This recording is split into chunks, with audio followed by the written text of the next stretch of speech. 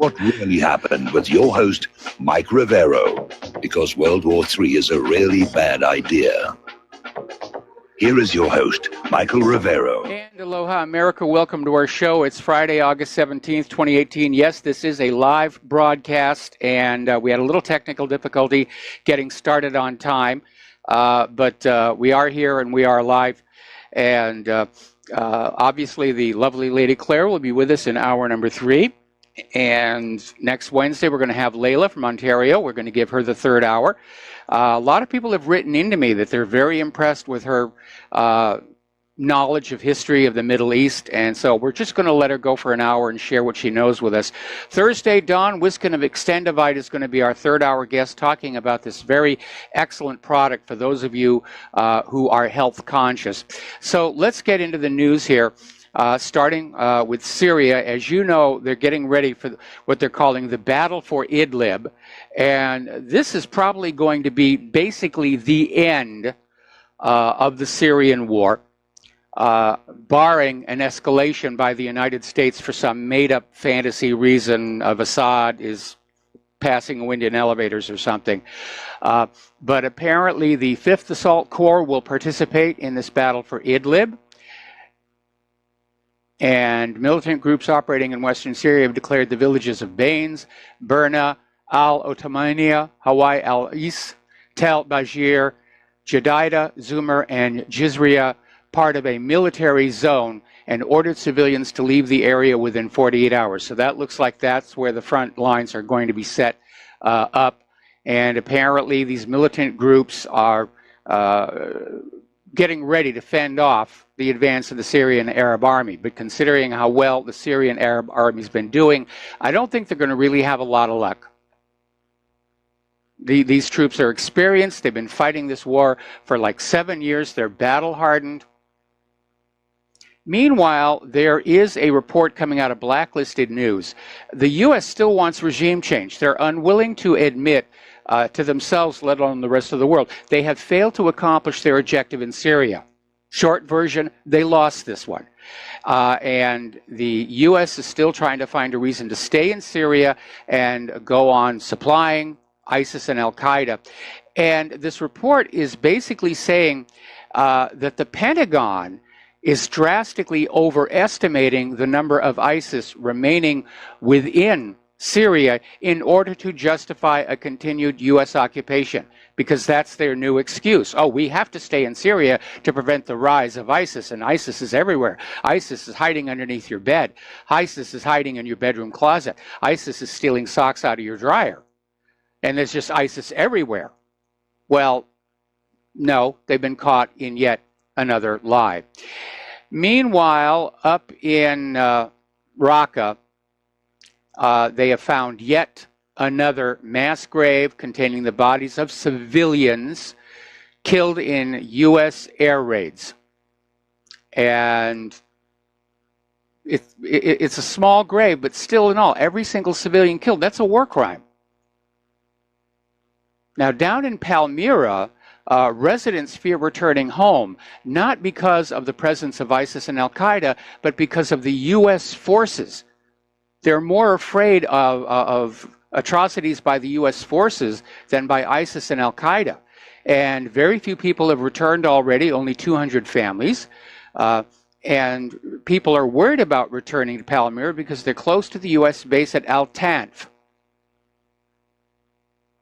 So Syrians are going to feel secure only after ISIS is eliminated and the U.S. leaves Syria, which is, of course, what the Syrian government wants. We're going to do a shout-out now to our on-air affiliates who are just now rejoining our network here.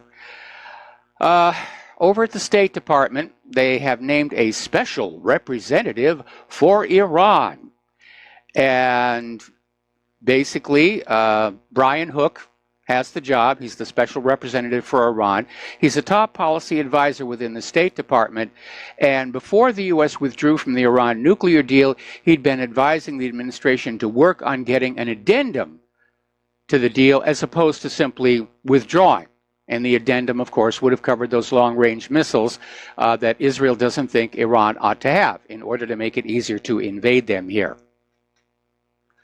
So obviously, despite having lost in Syria, despite the fact that they're stuck both in Iraq and in Afghanistan, the plan to invade Iran apparently is still on the table, or to try and regime change it. And by the way, that isn't working out all that well. Apparently the people in Iran remember what happened back in 2009 when the U.S. ginned up a color revolution to try and topple Ahmadinejad. And it began to fall apart. They made two tactical mistakes. When they displayed the new flag of the Iranian Republic, it turned out to be the flag of the Shah of Iran. And the people of Iran have got a very bad memory of him. And the second was when the son of the Shah came on out and announced that he was ready to resume the peacock throne, which doesn't make it sound like they were planning a republic anyway. And apparently the son of the Shah is still out there, and he is basically making a lot of noise about getting rid of the Islamic government, forgetting that the Iranian people chose that government for themselves. But gosh darn it, we have to force those Iranians to live the way we do, because we're exceptional. Down in Yemen, they've had a mass funeral for all the kids who were killed on that attack on the bus. 51 coffins. And it was a massive funeral procession. A lot of people showed up. Now the Houthis are out there saying that this new child killing in Yemen is a disgrace to Saudi Arabia and the United States. And yes, it is. It is. It's a disgrace to Saudi Arabia for having carried out the strike on a public marketplace of no military value whatsoever. And of course the United States, who's the main arms supplier to Saudi Arabia, and who is really ultimately behind Saudi Arabia's going into Yemen. Because the U.S. had an intervention some years ago, and they put in a puppet ruler, and the people of Yemen didn't like puppet rulers, so they kicked him out. And that's what this war is really all about, slapping down the people of Yemen so that they'll accept foreign puppet rule as part of the American empire. And I got to tell you, I have a lot of respect for the people of Yemen for all that they've had to endure at the hands of the Saudis. Cholera, possibly weaponized. All the bombings, the blockades. And they refuse to bow. They refuse to bend. There's a lot of courage on display over there. Now, as you know, NATO is in a period of expansion. And the thinking is that they want to bring former Warsaw Pact nations into NATO because it will weaken Russia and strengthen NATO. Well, that's the conventional thinking, but it really is less than accurate. Because the reality is those former Warsaw Pact nations were actually a drain on the Soviet Union. Those Central European nations have always lacked the coherence and the industrial base and the combined economic infrastructure to generate significant industrial, financial, and most of all, military power. So NATO is basically repeating the mistakes of the Warsaw Pact. But of course, Russia is still very, very nervous about this, because they can see the U.S. and NATO are trying to surround Russia with these Russophobic, puppet-ruled governments.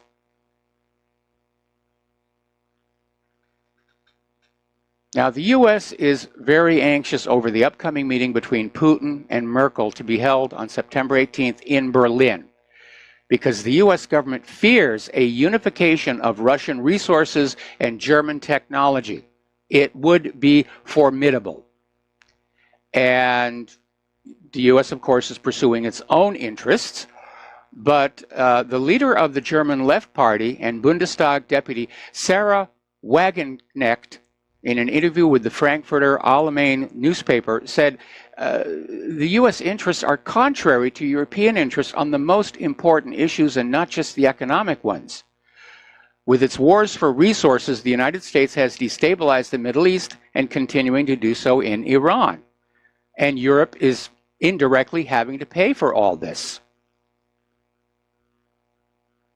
And according to Wagon Connect, she's saying bad relations with Russia contradict Europe's interests. And so once again, all this sanctioning and tariffs and all the rest of it, it's pushing nations away from the United States sphere of influence and driving them toward Russia and China.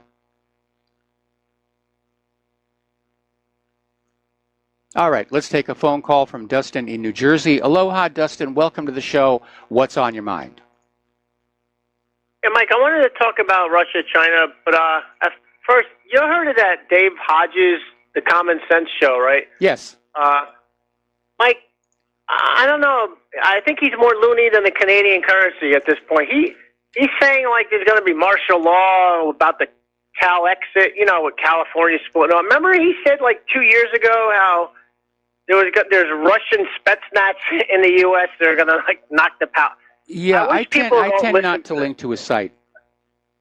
Yeah, he's I don't know, man. He's wishy-washy, to say the least.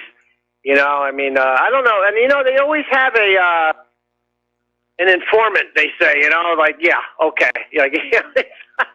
Which makes me laugh. They always think they got somebody special that is telling this stuff. Trump's not going to...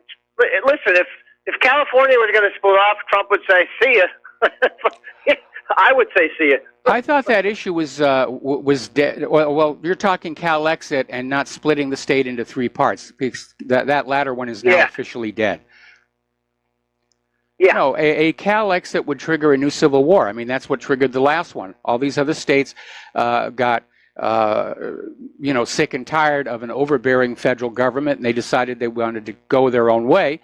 And we basically got into this civil war to reunify the nation, to bring the Confederacy back in, because the North was actually quite dependent on the South's industrial output, primarily cotton, and they needed those tax revenues. And that's really what the war was all about. Lincoln just used the issue of slavery to convince ordinary Americans to go on out and get shot on up for what was ultimately, as all wars are, economic. Do you realize, though, if California split off, they'd be on their own. They wouldn't get no federal help with the wild. Like, look at the fires they got over there. That place would collapse so quick. It'd be like worse than Venezuela because they're so ignorant over there. They want to Cal exit. I'm like, well, you know what that means? You're on your own. Well, a lot of people pushing for Cal exit are also the same ones saying that really California should go back to belonging to Mexico. There's a movement out there, I think it's called Azatlan or something like that, where that's been their agenda for years. They're saying that, forget about Sam Houston and General Santa Anna signing that paper that California really belongs to Mexico, which... if you look at how many Mexicans have now come over that border into there, it's looking more and more like it. Now, back when I lived in Southern California, California had a good economy. In fact, standing by itself, I think it was the world's 8th most powerful economy, but not anymore. They're in serious economic trouble. Too much debt, too much money flowing out, taking care of the illegal immigrants and the refugees. The infrastructure is failing. They don't have money to fix that. They're in serious trouble, but then so's the entire country. Sounds like Sweden and Italy, huh? Yeah. Hey, Mike, what do you, remember when Cuomo the other day said that America's not that great? Yeah. America's never been. Did you see the people on Fox News, the woman? Did you see, she goes, what do you mean? We're great. We defeated communist Japan, which, even if these people read off a script, they're stupid. They can't get even straight reading off a script. Yeah. Reading off the teleprompter. Yeah, my God. She said, we defeated the Islamic radicals. I'm like, if that's true, then how come Islamic terrorism have increased, not only since 9/11, but since Iraq and all, it's increased tenfold. Yep. I mean, this is how much BS Fox News is to push, this agenda of don't question the flag, don't question anything, But, like, you know who defeated Islamic terrorism in Syria? Russia. Yes. Iran and Hezbollah and the Syrian army. Yep. That's who did it. Yep. The United States was dropping pamphlets. Remember that? Obama was dropping pamphlets. Well, they Yeah. were So, I mean- parachuting in supplies to the Islamic terrorists. I mean, that's the real scandal behind that. ISIS and Al Qaeda were working for the United States. Getting on back to Cuomo, what he effectively said is things will not get better under the Democratic Party. Like, I don't think things are going to get better with any party as it is now. As you see what's going on with, like, Turkey and Russia and Europe, and Europe's got a lot of issues.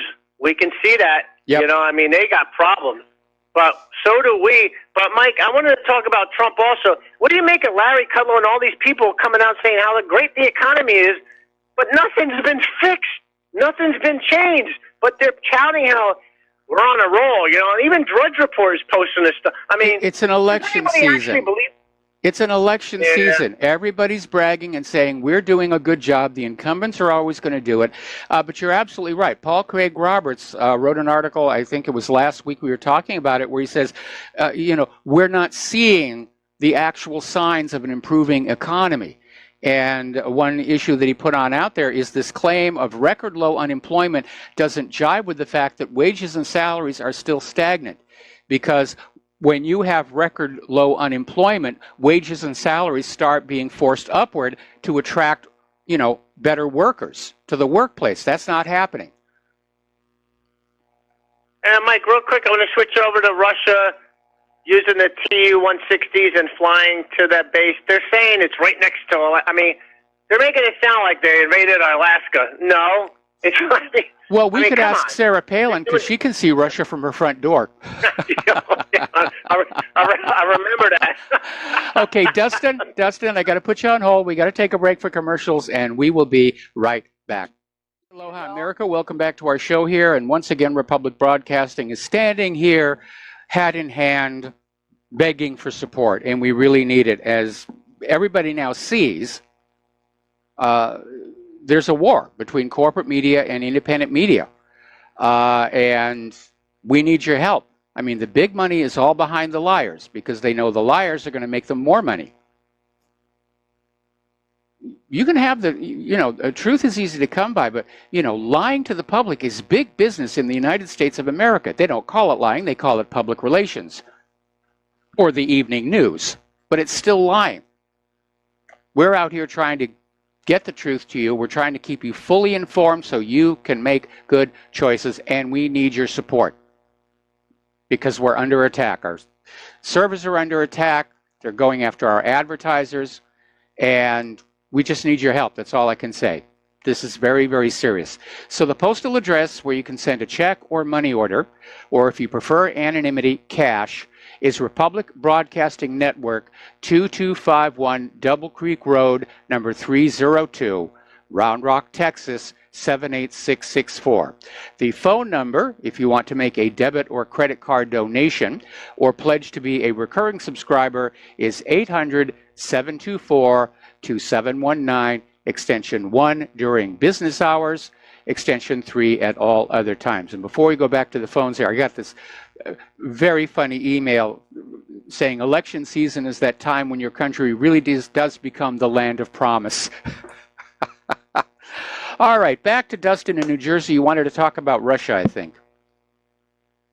Yeah, Sarah Palin. But before I go back to that, I want to say, nobody listened to the A to Z media, the alphabet soup media. You got to do your own research. Listen to Mike. He knows what he's talking about. Layla knows what she's talking about. Yep. Everybody calling in pretty much knows, except Mitch.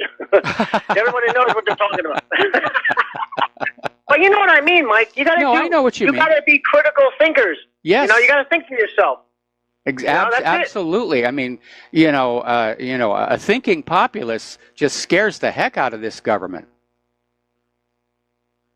Rachel Maddow gets $30,000 a day. What do you think Sean Hannity, Jake Tapper, and all John Lemonhead's is getting paid? They're getting paid a lot of money to lie to you. That's why they're getting paid a lot of money. That's absolutely right. I want people.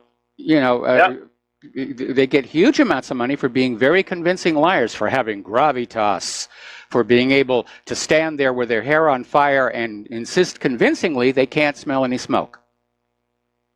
And that's coming from me. I used to be a former CNN, Fox News, MSNBC alcoholic. At the time, But I woke up, because you can figure out the lies after a while. You start to say this is crap. Yes. Well, hey, Mike, on Sarah Palin, is there anybody who actually voted for her and McCain? My God, I could see Russia from Alaska. She couldn't even see her own family's messed up. I mean, remember they had a fight at a party that everybody got beat up? I mean, she's whacked John McCain. I mean, who voted for those people? I mean, she they were, oh my God. I mean, she basically launched her political career, being a beauty queen, and looking good in a bikini. And she won the election as mayor of this town, and she did such a bad job, the town council actually had to hire a city manager to do her job for her. And then, of course, she got to be governor again because she looks good in a bathing suit. And that's a lousy way to run a government, okay? We got to stop voting the fashion. We got to stop voting, what looks good. Because especially in politics, what looks good usually isn't very good at all. Yep. Hey, Mike, remember Joe the plumber, the whole thing with John McCain? Oh, my God. I mean, that's something I don't want to remember, all that stuff. Yeah. What a joke, that whole... But, Mike, going back to Russia, Russia is saying, hey, man, they got the kickback hypersonic missiles that they got that do Mach 5 and all this other stuff, They're saying, hey, man, we can reach you. I mean, come on, man, knock it off and let's go to, let's talk. Let's go to the table. But, there's that element that don't want to talk. And, Mike, I still don't get with Trump. He got rid of John Brennan's security clearance, but why did he do all these people at once? Was he going to wait another 6 months to do James Clapper and Comey and apparently, I mean, you know what I mean. Well, the White House is saying these other security clearances are under consideration. I still want to find out if Hillary Clinton still has her security clearance because she shouldn't. Because even if we take James Comey's testimony on that, or that statement on his press conference at face value, Hillary Clinton has a history of being careless with classified information. She should not have a security clearance. None of them should, Mike. If you leave a corporation, does that mean you can just walk back into the building after you left? You know what I mean? There should be no access to any of that information. But you know what, Mike? The problem is there's a left behind. Well, the left behinds are going to leak all that. Yeah, that's the problem there. Anyway, listen, Dustin, got to let you go. Got a bunch of callers waiting on the line, and we'll be back after these few words. And aloha, America. Welcome back to our show here, and we're going to go back to the telephones to Steve Elkins. Aloha, Steve. Welcome to the show. What's on your mind? Well, Dustin made a good point. When you leave a company or corporation, or you leave the military, which is a corporation, I lost my security clearance, and I understand why. You leave the military and you hand that stuff over, and you can't just simply now enter the military base. I can't walk on the flight line and go to my old aircraft and walk on board because of all the sensitive, gadgetry, the instruments there. But that's reasonable to think that you lose your security clearance once you leave your job. No job lets you have authorization to come back in once you leave the job. And so I just can't understand why, this is a good opportunity to make that point, and nobody on the team should have any authorization, any security clearance any longer. If you're part of the old team, you can't have it. If you're part of the existing team, you get it. If you are not on the team any longer, you don't get your security clearance. So that's a good point to make, and I think that's what Donald Trump needs to say. We're handing out secret authorization to people that shouldn't have it. I mean, you talk about the military oath, protecting your country against all enemies, foreign and domestic. Well, some of these people are not on the team any longer, and they're actually become the enemy of the state and enemy of the people. So good reason to now say this is it. We're going to now restrict the authorization and start pulling them. And you're legal to do so. You should be doing so. Yeah, it absolutely makes sense. These people are definitely not friends of Trump, and the Trump White House has been plagued with all kinds of leaks ever since Trump came on in. It leaks like a colander, and these people who still have their security clearances and are able to access information, even though they no longer work for the government, some of those may be the leakers. And again, it makes absolute sense. When you leave your job that requires a security clearance and you don't need that clearance anymore, it should be revoked. And you went through that, I went through that. It just makes common sense. It does. It does. Hey, you also mentioned something about California splitting, and I had Paul Preston on my show from Agenda 21 Radio. Okay, and, before we do that, I have a postscript on the security clearance issue. Remember Oppenheimer, who was instrumental in building the nuclear bomb? After the Manhattan Project was over, he lost his security clearance. He wasn't even allowed to look at papers he himself had written. Wow. That is interesting. Yep. Okay, real quick here, somebody mentioned, I think maybe Dustin mentioned something about Agenda 21, or not Agenda 21, but New California, that's what it was. Yeah. I had Paul Preston on my show about 2 weeks ago, and he is very active in the New California project of the agenda there, looking at West Virginia as basically the base of being able to split up California there. And so anybody here, if your California listeners are listening in and want to get involved and know more what Paul Preston's doing, here's the website that is keeping you up to date. It's newcaliforniastate.com. And there's quite a bit going on in August with meetings and grouping and stuff like that. So just keep abroad what's going on there. newcaliforniastate.com. That's it. Okay, I'm going to post a link to it right now. Anything else, Steve? That's it for me. Thanks, Michael. Appreciate it. Well, thank you. We're going to switch over to Layla in Ontario. Aloha, Layla. Welcome to the show. What's on your mind today? Hi, Mike. This is a little late, but it's about the British involvement in the U.S. Civil War. Apparently, their economy grew during the U.S. Civil War, and some of the reasons are that the Brits, even though they controlled India and Egypt, they also wanted the cotton from the South. Yes. Furthermore, they were able to sell all of the equipment, guns, cannons, rifles, bullets, uniforms, steel plating, engines, all sorts of things that are needed during a war. And then secondly, both North and South needed to sell bonds on the international markets to raise money for the war. And Britain was the holder of these bonds. Then again, there were also something like huge numbers of thousands of Brits who came over as volunteers. In fact, even as surgeons, the name Mayo is one of those that still survives very famously in the U.S. And I personally often wonder if the negotiators, made a deal with the Americans: if we help you out, do not invade our colony in Canada, because there were a few on the fringe, there were some who tried to invade Canada and failed. So well, that's at all one point, Canada tried to invade the U.S. and failed. But with regard to the financing of the Civil War... Canada failed, but anything to do. I'm sorry, Canada's imperial plans are a joke. Forgive me. Well, they did manage to burn the White House, which is why it's white instead of its original blue color. Getting on back to the financing, the fact of the matter is that the European bankers, which included Great Britain, were not at all sympathetic to the Union because of Lincoln's greenback.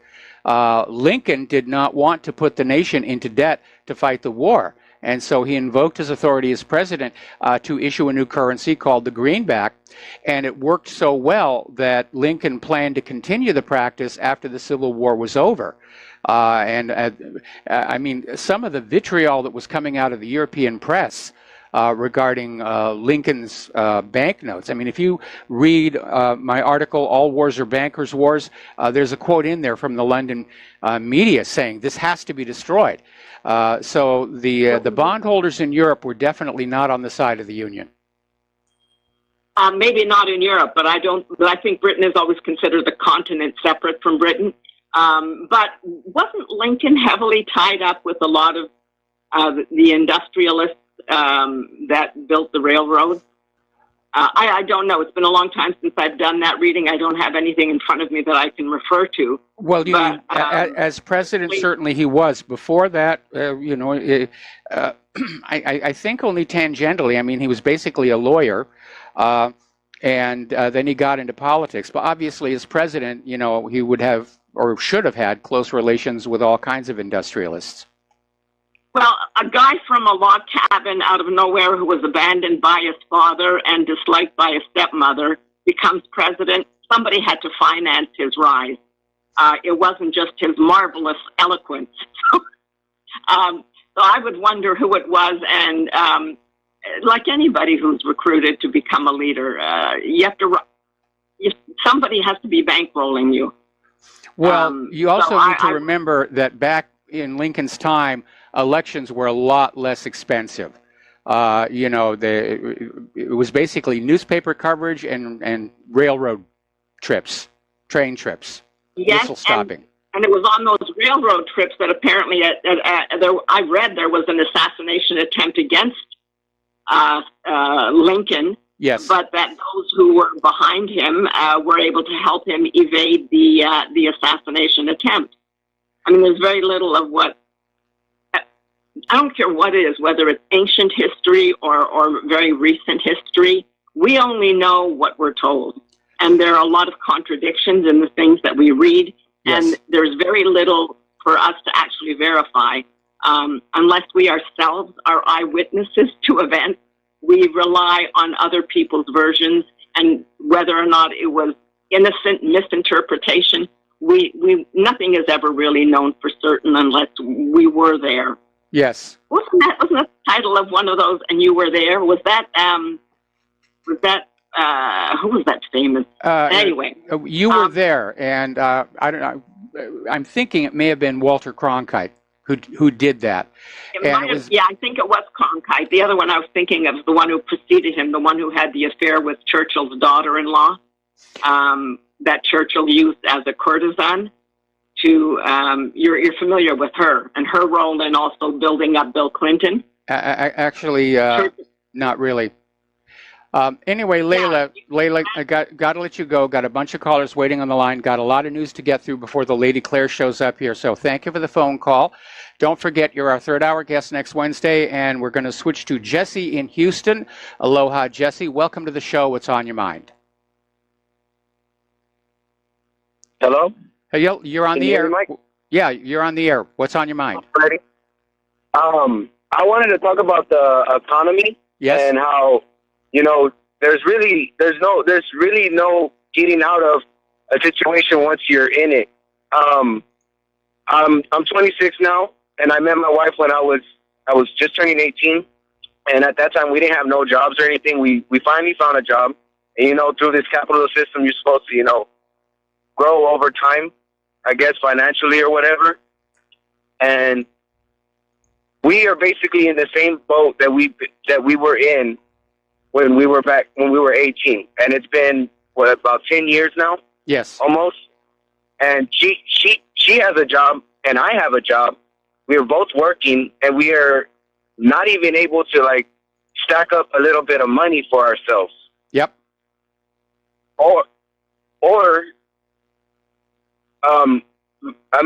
Things keep happening in order for us to have to waste all of our money, especially when income tax season comes. Yes. All the bills and I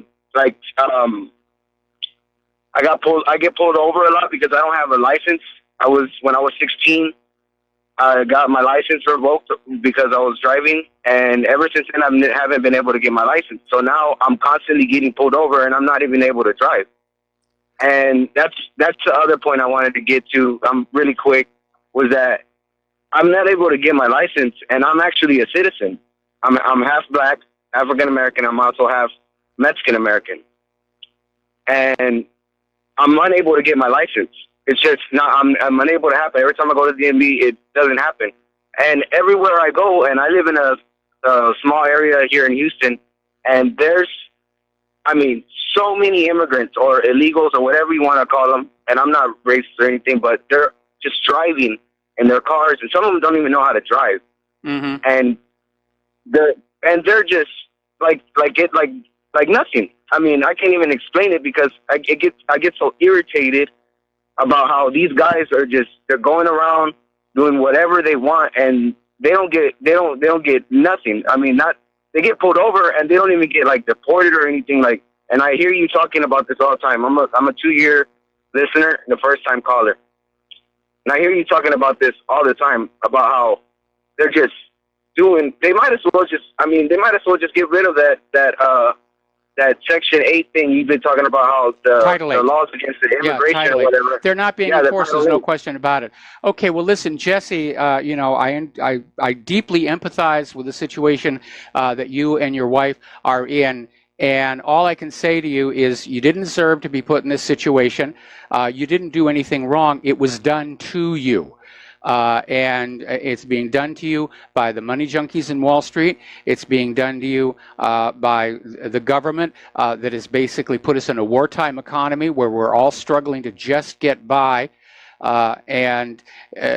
Meanwhile, we're being fed these lies about what a great economy it is and how, unemployment is at record lows and the usual kind of bovine excrement we get fed going into an election. So, Jesse, all I can say is I wish you good luck, especially about getting back your driver's license, because, without that, I can understand you're in a world of hurt. I might as well be an immigrant. I'm sorry? Yeah, I said I might as well be an immigrant. Like you said about the businesses, I live in like I said, a small part in Houston. It's actually called Bay Cliff. And from here to actual Houston, the town, there's little shopping centers, and there's about, maybe about 7 or 8 stores in each shopping center, and maybe about 4 of them are open, and the rest are all, leasing. Yeah, ready to lease. We're seeing that here. In fact, Claire and I, we don't eat out a lot because of our economic realities, but because last night was the first night of choir for this season, we decided. Claire didn't, want to cook. I didn't want her to cook either because of her back issue. And we used to go down the bottom of the hill to Tony Roma's. And we went on down there and walked up, closed, gone out of business. Not only that, a second restaurant in the same shopping center, just tin-foiled over the windows. They're dropping like flies. The economy is in horrible, horrible shape. And ordinary Americans like you and I, we don't have any more money to pump back into it. And that's just the hard reality. Anyway, Jesse, good luck. I hope things get better for you. And let's switch over to Keith Rogers. One more thing. One more thing. Real quick. Quick. Oh, he hung up on me. Oh, okay. I just want to say, listening to your radio show has opened my mind up so much. And listening to Layla, Dustin, all you guys are really, really good, and I just want to say I love listening to your show, and I'm listening every day. Well, thank you, Mike, and I'm going to let you go. All right, thanks an awful lot. We're going to switch over to Keith Rogers. Keith, thank you for waiting so patiently. What's on your mind? Well, actually, if you want to hold me over after your break there, which is coming up right away. Well, we got about 2 minutes where you can talk, and then I'll take you over the commercial break. Okay. So you've got time to start. Well, that's all right. Yeah, I was going to tell you here, there's a new video on YouTube on Randy Weaver. It's from up in Kalispell. It's on YouTube there. And it's an awesome video to watch exactly what his entire family went to as eyewitnessing, from all the events, what he had to go through in court, all that stuff. The title of the video is Randy Weaver from Ruby Ridge, live from Montana. And like I say, it's a darn good video. Anyway, the reason I called, though, is on my show, I always try to do human interest stuff on Sundays as a plug for the show. Anyway, there's this nice Jewish kid here. He's a former IDF soldier. He's over here in our area picking melons and stuff like that. And I got to talking with him around the campfire before they went to level 2 restrictions on fires. But anyway, I got talking to him about a little bit of history and stuff. And he didn't know a lot of stuff. And I kind of threw out this thing about, Hitler didn't kill anyone. And he looked at me really weird. And I says, Mao didn't kill anyone. Pol Pot didn't kill anyone. George Bush didn't kill anyone, And I kind of went down this thing, and he kind of looked at me kind of weird like that. And I says, it was those people that were out there just following orders. and he mumbled something in Hebrew. And I looked at his, he has a little French girlfriend, it's really cute. And I says, what does that translate to? And she said, grunts. He caught on, see? But, you know, these are these human interest things where people go out and they do things. And so that's why I get so, you know, when I've ever talked to you for how many years now about pluralisms, you know, like our country, our military, stuff like that, all this stuff is being done in our names and stuff, you know, and a lot of people don't realize what's going on. And then like the soldier today, they go out and they do all the dirty work, and these guys are out golfing while they're doing the dirty work. All right. Well, listen, Keith, I got to put you on hold. Don't hang up. We got to take a break for commercials, and I'll come right back to you. And aloha, America. Welcome back to the show. And I'm looking at Fox News right now, and they're running a story. Neil Cavuto is doing this thing about how tomorrow is the most popular day to have a wedding on, which I couldn't go on living without knowing that, right? So as good as Fox News has been with like Hannity and Tucker Carlson, it seems to be deteriorating rapidly as well. All right, let's go back to the phones. We're talking with Keith Rogers, and you're absolutely right that all these people that we've been taught to revile, like Mao or Pol Pot or Adolf Hitler, didn't kill anyone themselves personally, although in theory we're told Hitler shot himself. That may also be another lie. But it was all those people that were gathered around them that just sold their souls for slogans and for wishful thinking. And we're seeing the same thing happening in this country right now with groups like Antifa and Black Lives Matter, who are out there openly saying, yeah, it's okay for us to be violent with those we disagree with. Right. Well, my show highlights for Sunday is going to be basically the selling of a president. You know, it's like Obama's Hope and Change, Trump's Make America Great Again. But, you know, this is the premise behind this, Mike, and I don't like to cut into your show or anything like that, but you and I are old enough to know that out of the decades of living like that, we have watched this country continually go downhill. Mm-hmm. We have millions of starving, tens of millions of jobless, millions of homeless. And has any of that ever been reversed? No. Like I say, these politicians out doing their golfing, we find out with the massive, even if you got scan through your webpage right now, we see the massive corporate fraud, the insider trading that's going on. Yep. These are the same politicians that are elected into office, and nothing's getting done.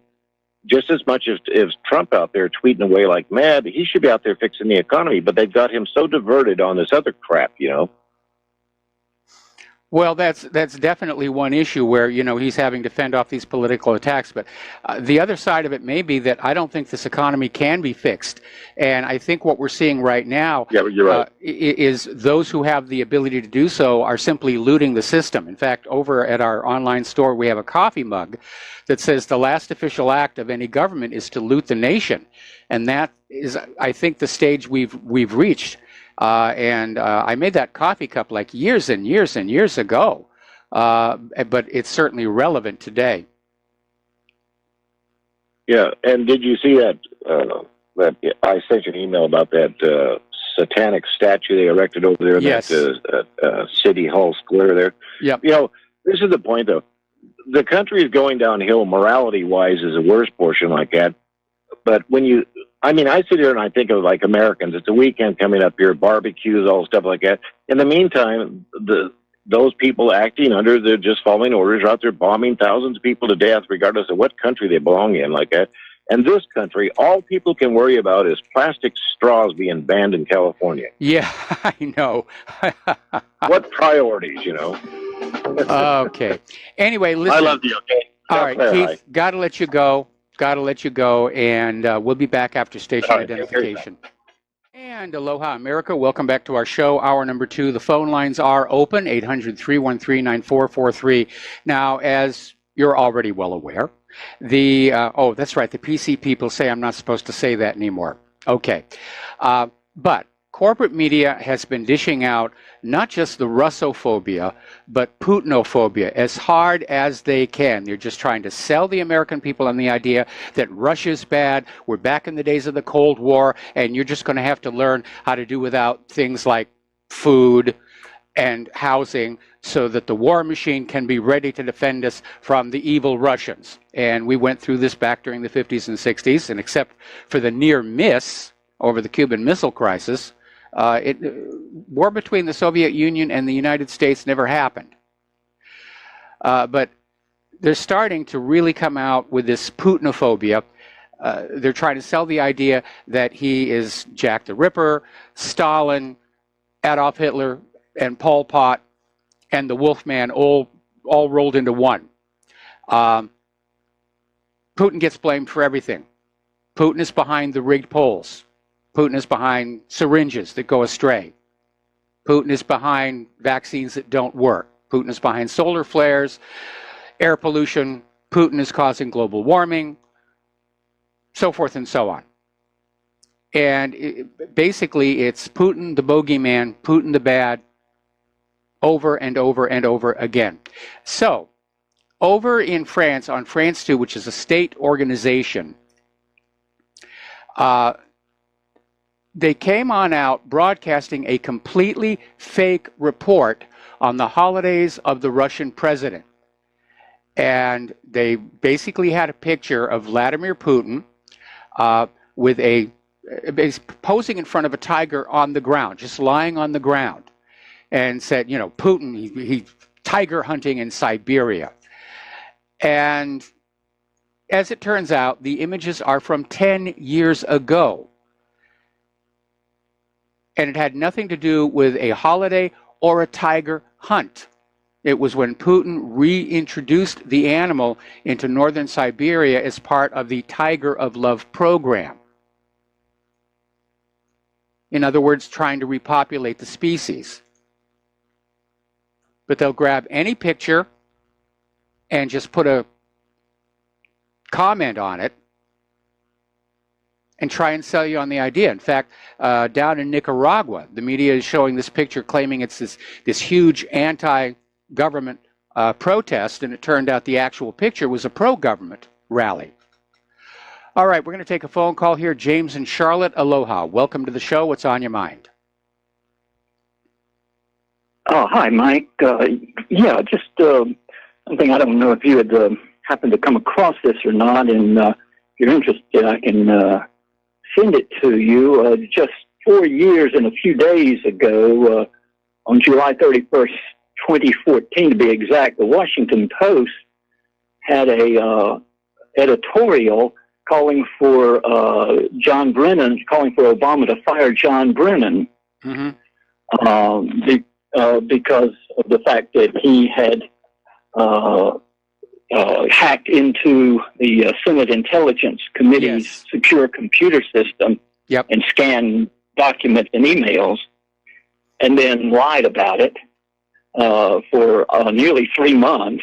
Yes, where he was finally forced to admit that he had done it, and they're quite adamant that about that he should be fired. And now here we are 4 years later, and the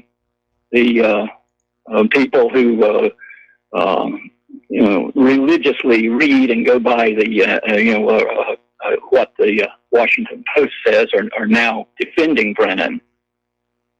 Yeah, and it's amazing because a lot of those people that Brennan spied on, and by the way, they spied on that Senate committee because it was investigating the CIA. And a lot of those people that were being spied on by Brennan are now defending him. So, again, apparently this Trump derangement syndrome carries with it a certain amnesiac aspect where people forget all the bad things that have been done to him, in the past, or it doesn't really matter. We just got to get Trump. We got to get Trump. We got to get Trump. Yeah. I can send you that editorial, or you can easily find it. I'm sure I can find it, and I do remember that incident.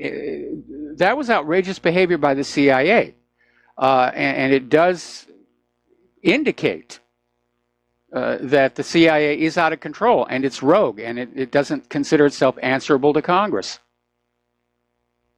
Yeah. Oh, another thing I happen to recall, Rand Paul in an interview mentioned a couple of other things that where Brennan was a bit loose-lipped in letting some classified information out that put a couple of CIA field agents in jeopardy. Yes. So he was pretty sloppy. He was not at all competent in his job. Well, you know, the Peter Principle applies to government as well as to any other, you know, large hierarchical organization. Everybody gets promoted to their level of incompetency. Yeah. Well, that's all I had. I thought you might find that article interesting and probably some of the listeners might want to take a look at it. All right. Well, thanks an awful lot for the phone call. We're going to let you go. Now, over in Ukraine, they're preparing a draft of a new law that will basically ban all railroad communications with Russia. In other words, they want to basically just block the tracks, no more trains going back and forth from anywhere in Ukraine to anywhere in Russia. And this looks like a tantrum being thrown over Russia's new bridge to Crimea and the launch of that new ferry service between Crimea and Turkey. So Ukraine is going the opposite direction of Korea. The Koreas are restarting their roads and railroad lines across the DMZ. By the way, something a lot of people may not understand, Theresa May is out there at the forefront saying, yes, we've got to have war, we've got to do this, we've got to go bomb Syria, we've got to do the rest of it. You need to pay attention to her husband, Philip May. He's a banker and pension fund expert. He's a senior executive at Capital Group, which is a U.S. investment company controlling $1.4 trillion in assets. And Capital Group proudly proclaim they are significant shareholders in weapons manufacturer Lockheed Martin and are the largest shareholders in BAE Systems. And these are companies that are world leaders when it comes to profiting from death and destruction. So that explains at least part of Teresa's militarism. You know, we got to bomb somebody today. My husband needs to make more money. Speaking of the CIA, there's a report in Foreign Policy that reveals that up to 30, that's 30, CIA agents and assets working in China were identified and executed by Chinese counterintelligence over a 2-year period after the CIA's encrypted communication system was infiltrated. Now, what appears to have happened is that the CIA had imported the encrypted communication system from the Middle East, where the online environment is less hazardous, and apparently they underestimated China's ability to penetrate it. Maybe CIA should have used my 10,000 monkeys code. But apparently this is being seen as one of the CIA's worst failures ever. So, getting back to Korea, as I mentioned before, they're rejoining their railroads and their roads. North Korea is now pressing a demand for a formal end of the Korean War amid talk of yet another visit by Mike Pompeo. South Korea is proposing broader economic cooperation with the North. I think I called this one correctly. They're going to rush to reunification. And after that, North Korea won't need nuclear weapons. The Korean War will be over. And that will be another U.S. foreign policy failure. America's leaders like to go around, we've never lost a war, we've never lost a war. Well, we've certainly lost in Vietnam. And we certainly didn't win in Korea. We appear to be losing in Syria, and we're not doing all that well in Iraq and Afghanistan, which is what makes getting ready to start yet another war in Iran problematic, in my opinion here. Apparently down in East Jerusalem, Israel bulldozers have demolished yet another Palestinian residential building in the neighborhood of Issawiah and just knocked it down, went on in, said, you're out of here. Now remember, this is East Jerusalem, which is not officially part of Israel. And under international law, what Israel is doing is illegal. But Israel is never held to account. Now, here's an article that came out of Zero Hedge, and it's echoing something that I mentioned a while back about how America's approach to foreign policy is getting more and more bullying and threatening. And so this article is called America the Punitive. And it says there's been this dramatic shift in how the United States government carries out its business internationally. Now, Washington has always had a tendency to employ some force to get what it wants, especially since 9/11. But it used to recognize other countries had legitimate interest and accepted there was a place for diplomacy to resolve issues short of armed conflict. But that seems to have gone away. And I think the reason the diplomacy is fading away, outside of just the war hawks being war hawks, what have we got to negotiate with? Our manufacturing has been in decline for 30 years. We're not making products the rest of the world wants to buy. Nobody wants our GMO agriculture. And now other countries don't want to even use our US dollar anymore. The U.S. doesn't have much left to negotiate with. So what do? They rattle the sabers and they brandish the swords and they make threats. If you are like me, especially if you're an aviation buff, and as I've mentioned many times before, I don't play computer games with the exception of flight simulators. We all love the Blue Angels. And once a year they do come out here to Hawaii, and Claire and I have made a point of going on down to see them. Boy, there's a lot of sirens out there.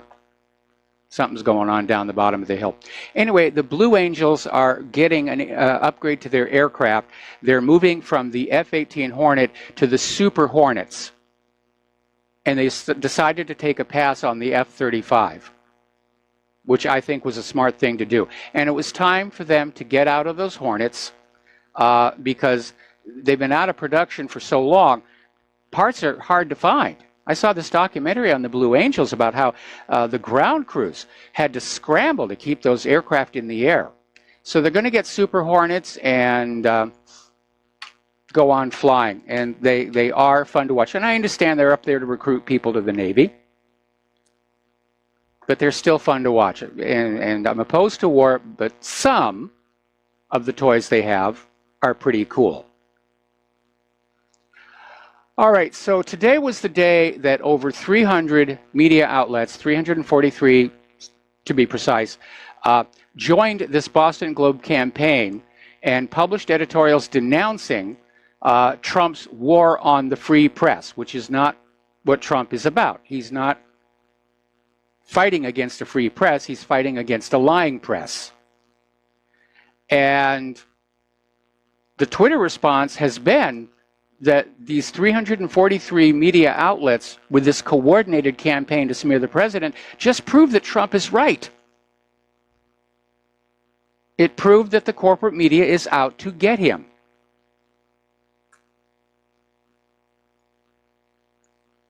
And the corporate media is just screaming over Trump's calling them the enemy of the people. Well, if you're lying to us, you are not our friends. And that really is what it comes down to. Nobody likes a liar. Meanwhile, the Senate on Thursday went on record declaring that the press is not the enemy of the people. Well, by golly, that settles it then. End of that debate. If the senators are saying it, it must be true. A little bit of good news coming out of Judicial Watch.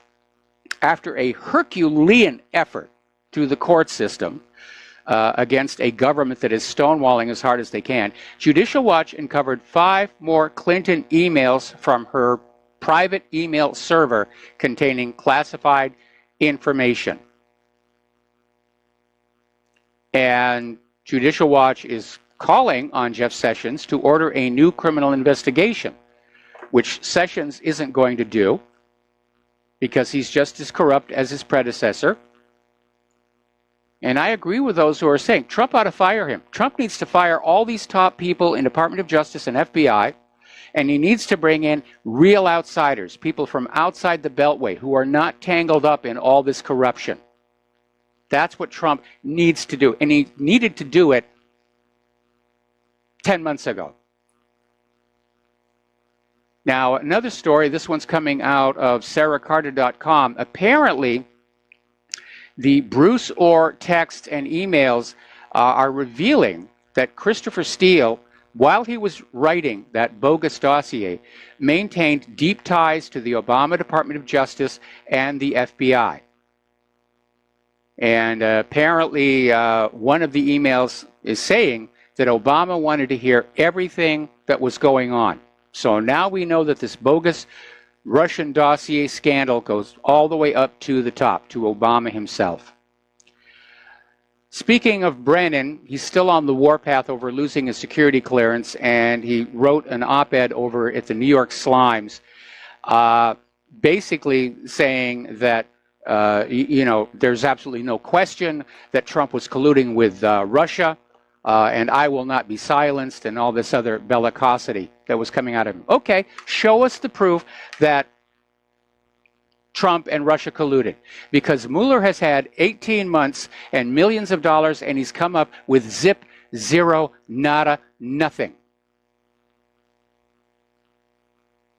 Now, over on the Hannity program, Mark Levin came on out and said Trump should pull more security clearances, and he's absolutely right.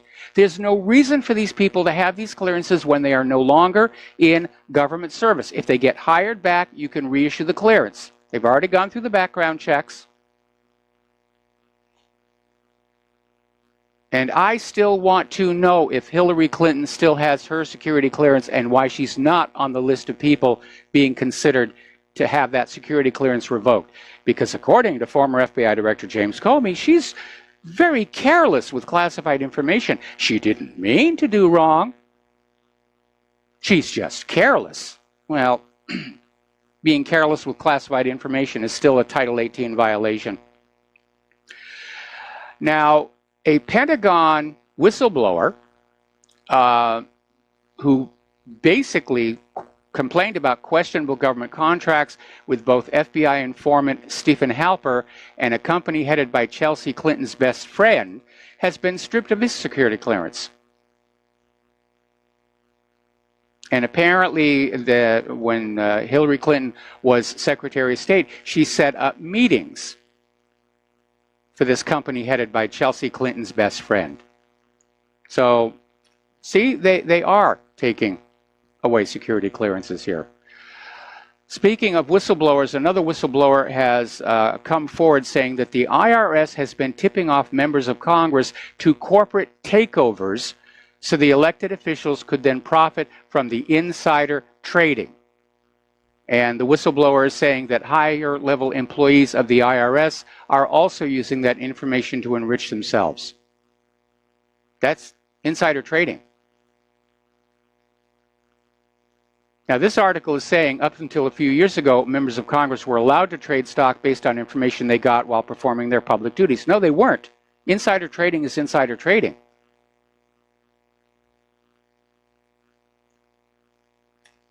All right. Donald Trump wants Jeff Sessions to arrest Omarosa. Trump, she's had her 15 minutes of fame. Don't swing at the mud balls on this one.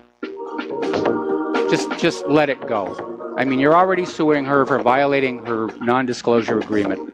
We'll be right back after these few words. And aloha, America. Welcome back to the show. Now, apparently in Washington, D.C., the scandal surrounding the FBI is about to break through the dam, as it were. And I'm sure the government is looking out into the heartland and realizing the American people are very upset about this and should be upset about it. This is probably the biggest scandal to hit the FBI since COINTELPRO. And now even Lindsey Graham is saying there needs to be a second special counsel to investigate the FBI. That is a significant development. So we're looking at Russiagate, And it was just about a year ago that Veteran Intelligence Professionals for Sanity published its report on the intrusions into the Democratic Party's mail servers and basically said it was a leak, not a hack, because of the metadata on the files. They could not have been taken out over the internet at that rate of speed. They were copied to a USB device and simply walked out of the building. And nobody to date has been able to discredit that conclusion. And yet, what do we get from the corporate media, not to mention the Democrats? Russia did it. Russia hacking. Russia's to blame for everything. We have a new tropical storm bearing down on our island right now. I'm sure Russia's behind that with their secret weather weapons here. Democratic National Committee Chairman Tom Perez delivered remarks to supporters at an indoor Latin mall in Atlanta, Georgia this week. 9 people showed up.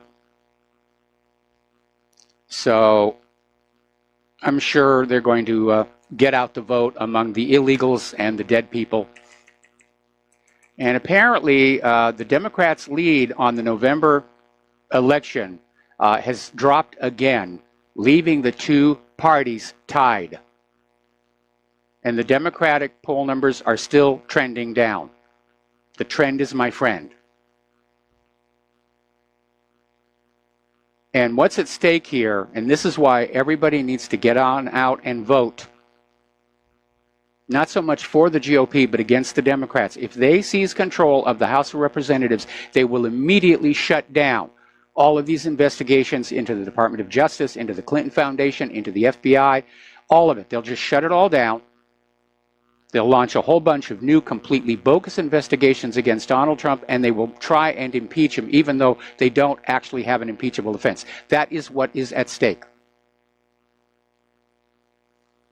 Now, you remember back when Donald Trump announced he wanted to have a military parade, like they have in other countries like, well, Russia and China and everything. And the estimate for the parade is now at $92 million, which is $80 million more than the earlier estimate. And as a result, this idea of a parade has now been canceled. And Trump is basically blaming the local Washington, D.C. lawmakers for these ballooning costs that led to the cancellation. So poor Donald does not get his parade. I don't think it's a good image for America. I mean, the world knows we're a warmongering, war-making country. But a military parade, that's generally a sign that, yeah, you've gone on over, we're a warrior society, we're coming to get you. Over at CNN, Chris Cuomo has announced CNN refuses to condemn political violence against anyone it defines as bigots. He's saying Antifa's violence against bigots is the right thing to do. And he's basically declaring open season on all Trump supporters, conservatives in general. We're getting into a very, very dangerous situation here, where corporate media is inciting this. Now, I didn't see Chris Cuomo's report on this for myself. I just heard about it because I was too busy watching SpongeBob SquarePants.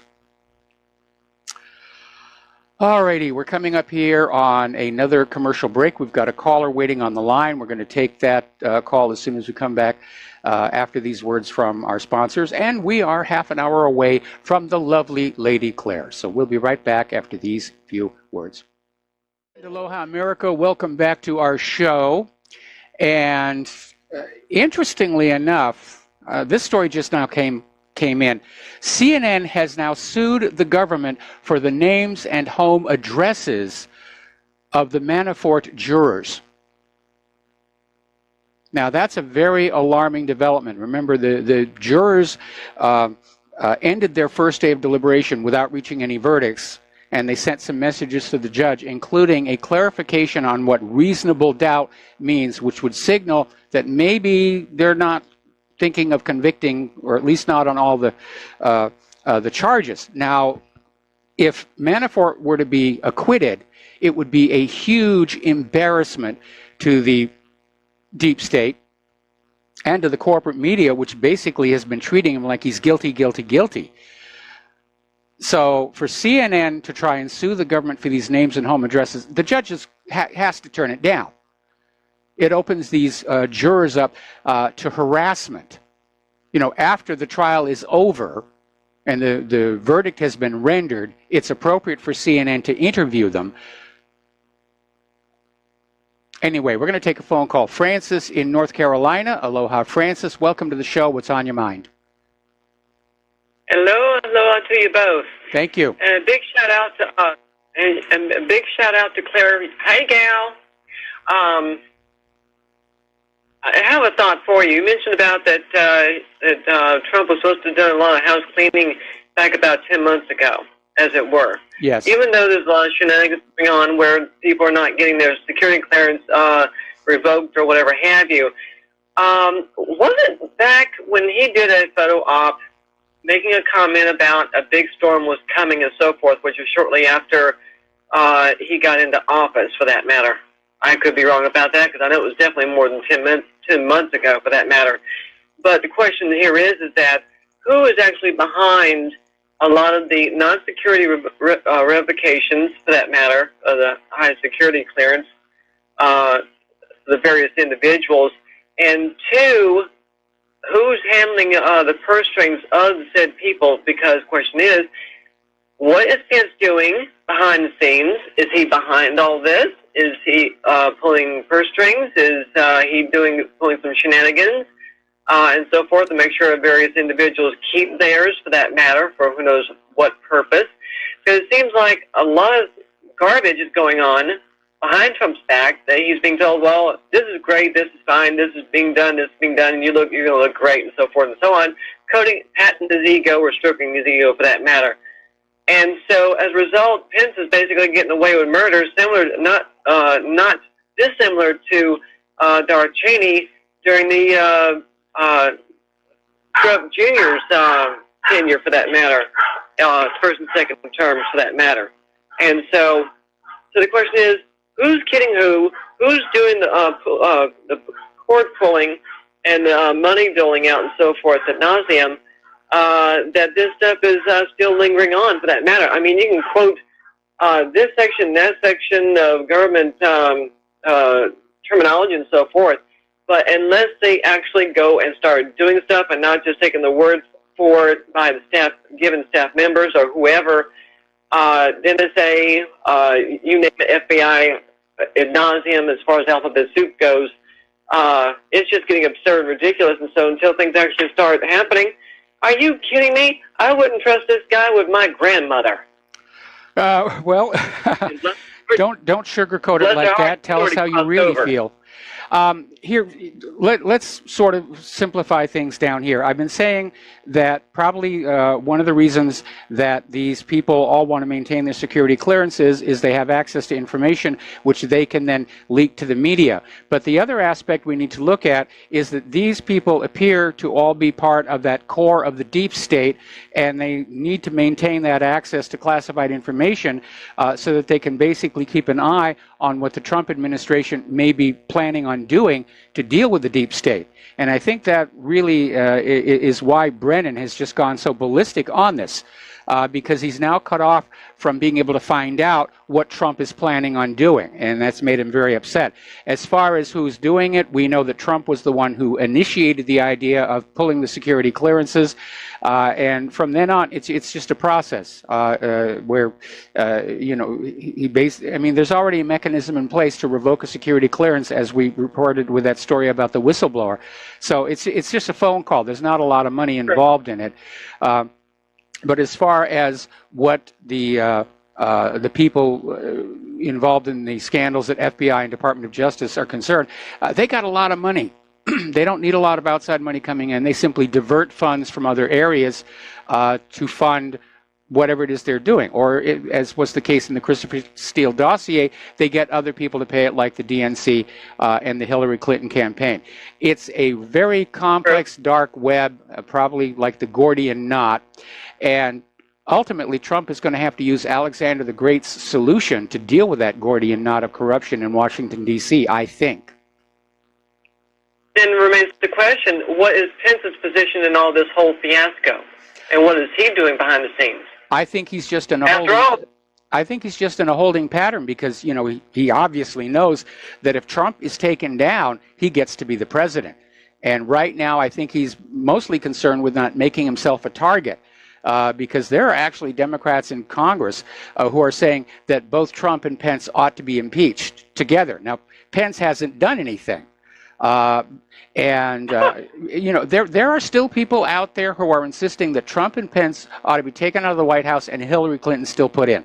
I mean, that's how ridiculous this situation is getting. But I think Pence is just keeping a low profile. I mean, he did have a high profile for like the first year of the administration. But I think right now he's just sort of staying in the background and he's staying out of the spotlight, mostly because he wants to preserve his chances of being the president if Trump is taken down. And he's just as low a snake as anybody else is in D.C. That's okay, true. With that, I think you just insulted snakes. All right, I think you just insulted snakes. Let's switch to Scott in California. Aloha, Scott. Welcome to the show. What's on your mind? Hey, hello, Michael. Gee, it just occurred to me it's Kaonohi Friday. Yes. It's also Statehood Day here in Hawaii. Yeah. It's what day? It's Statehood Day here in Hawaii, the day when the U.S. government stole this place. I'm familiar with the story. You know, I used to work for a shipping company running over there. So on Friday was Kaonohi Day, and that meant work finished. So you just let the guys go. The necessary work is done. Yeah, I caught that thing. They had the U.S. Marines on those ships out in the harbor, and the business guys told them, just go seize the palace, bypassing Congress like they would normally do. Anyway, what I was calling about, I just learned that, I don't know if you ever listened to Guns and Butter, Bonnie Faulkner on KPFA out of Berkeley. No, I haven't. Oh, my goodness. That was the first place where I started hearing 911 Truth. And she's been there for 10, 12 years now, maybe. And they just booted her off just today or yesterday, no more shows, because she played an interview with Alan Zabrowski, you know, talking about Zionists, and end of story, she's gone. Yeah, amazing. So I thought, you know, they've joined that Ministry of Truth along with Facebook and YouTube. Yeah, I mean, the liberals in general have just declared war on conservatives, and my concern is it could actually break out into a real war when you have even the corporate media saying that violence by Antifa and Black Lives Matter is now acceptable. Okay, Scott, you there? Oh, I guess he hung up. All right, so let's get to the economic news here. A lot of foreign investors, a lot of foreign governments are starting to dump their U.S. treasuries, and it's causing a bit of a problem. But because of Trump's budget, especially the military budget, the U.S. government has run up another $1.36 trillion of brand new national debt over the past 12 months. And people are starting to wonder who's actually buying this, because it doesn't really look like a good investment anymore. Russia is getting rid of their treasury holdings. They've really slashed them. And it looks like, well, let me give you the rundown about where the debt is going. Ireland has $300 billion of U.S. debt. Brazil has $300 billion. The City of London, $274 billion. Switzerland, $236 billion.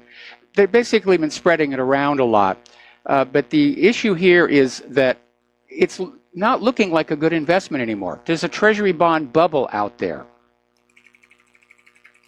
Now, the treasury bonds are basically a pledge by the United States government to tax future generations of Americans, to take money away from them and give them absolutely nothing in return, and give that money to the holder of the treasury bond.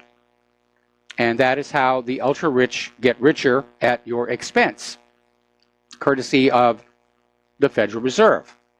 But they're having trouble selling these treasury bonds. Now, the Federal Reserve has bought a huge number of them. They're one of the major holders of Treasury bonds. It's easy for them to do. They just print up new money and they buy the Treasury bonds here. But according to this article over in Blacklisted News, the U.S. government is out there saying that they need more domestic bond buyers, that they need more Americans to start buying these bonds to try and deal with keeping the government financed. And if you're old enough to remember the wars, you will understand that bond drives were used to finance the war. So this is a very worrisome development here. Uncle Sam wants you to buy bonds. Report by Economic Policy Institute is showing that top managers of corporations are getting higher compensation every year. In fact, it's surging dramatically, while ordinary workers are getting no significant pay raise. All the gains in productivity and efficiency are going to those top managers. It was like I was saying to that caller earlier in the show. They know they can't save the economy. They're just going to get what they can get while the getting is good, and then they're going to head for the door. Now, U.S.-based payday loan giants Curo, QuickQuid, and Lending Stream operate in Britain, but they're based here in the United States. They're in legal trouble, and they're looking at a major scandal. They're accused of mis-selling loans to up to 1 million Britons.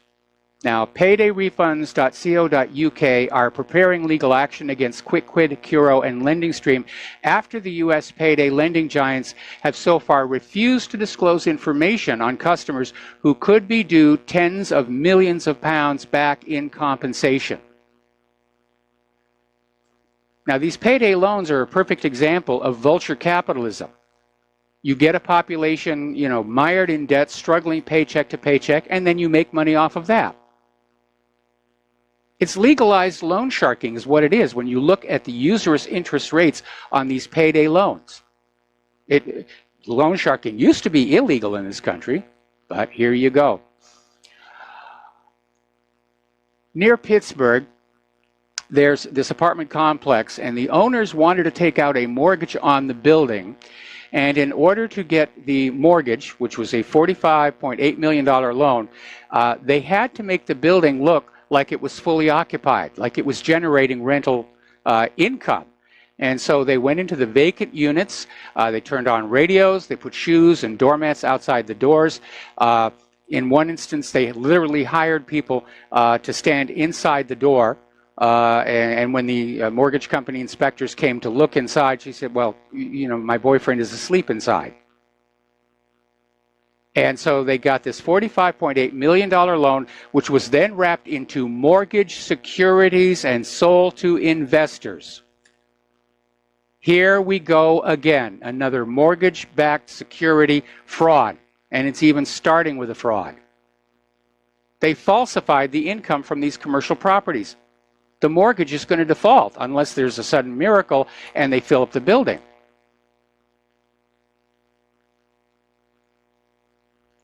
So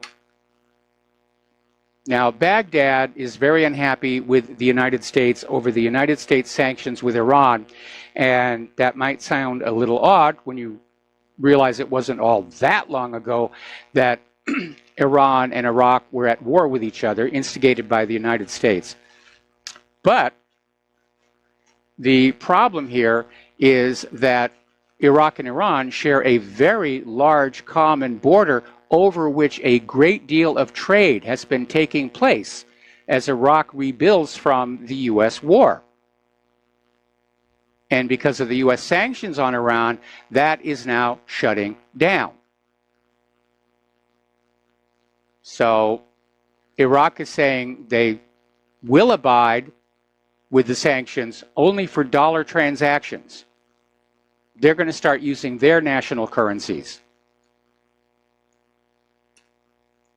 I keep saying it over and over again. All these sanctions are doing is isolating the United States politically and economically. Story out of awarenessjunkie.com. I like that name.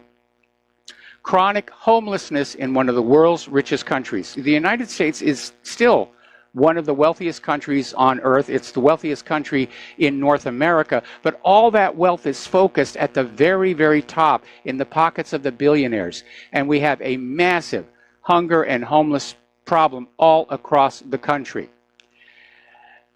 And like everything else, it's being taken advantage of. New York City is spending more on its Department of Homeless Services than it does on its fire department or its Department of Health. And yet the homeless problem is getting worse.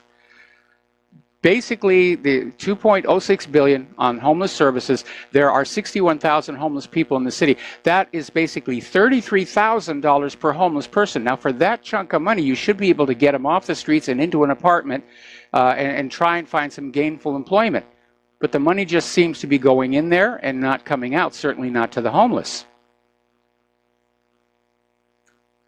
Right now, New York City has more homeless people than any other city in the United States of America. Now, Tesla's in trouble. Even Fox News was running a story about that. Apparently, Elon Musk gave out an interview to the New York Times where he basically said he's ready for somebody else to take over his job. He admitted he needs Ambien to sleep. Friends are worrying about his health. So it looks like Elon Musk is in trouble there. Anyway, we're going to take a break for commercials, and we'll be right back. Aloha, America. Welcome back to the show. And I see that a lot of independent media outlets are equally outraged over this CNN attempt to get the names and home addresses of the Manafort jurors. And apparently, the judge in the case announced in court he has been threatened. He is receiving threats. So this country is getting so ugly. Okay, over in Italy, far left anarchist extremists have taken credit for the bombing of an office of the populist Lega party. And police found and disarmed a second explosive device. Basically, this is the party of Italian Interior Minister Matteo Salvini, who, of course, is anti-open borders and a Eurosceptic. And he commented, "They try to stop us, but violent delinquents do not scare us. Let's go forward stronger than before." I am alarmed by this normalization of violent behavior as political debate.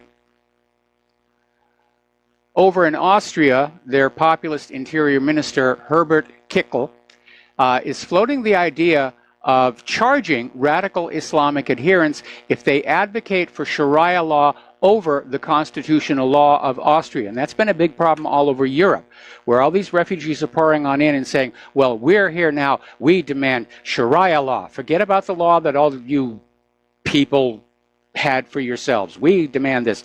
And it's caused a great deal of friction, and partly because of how strict it is.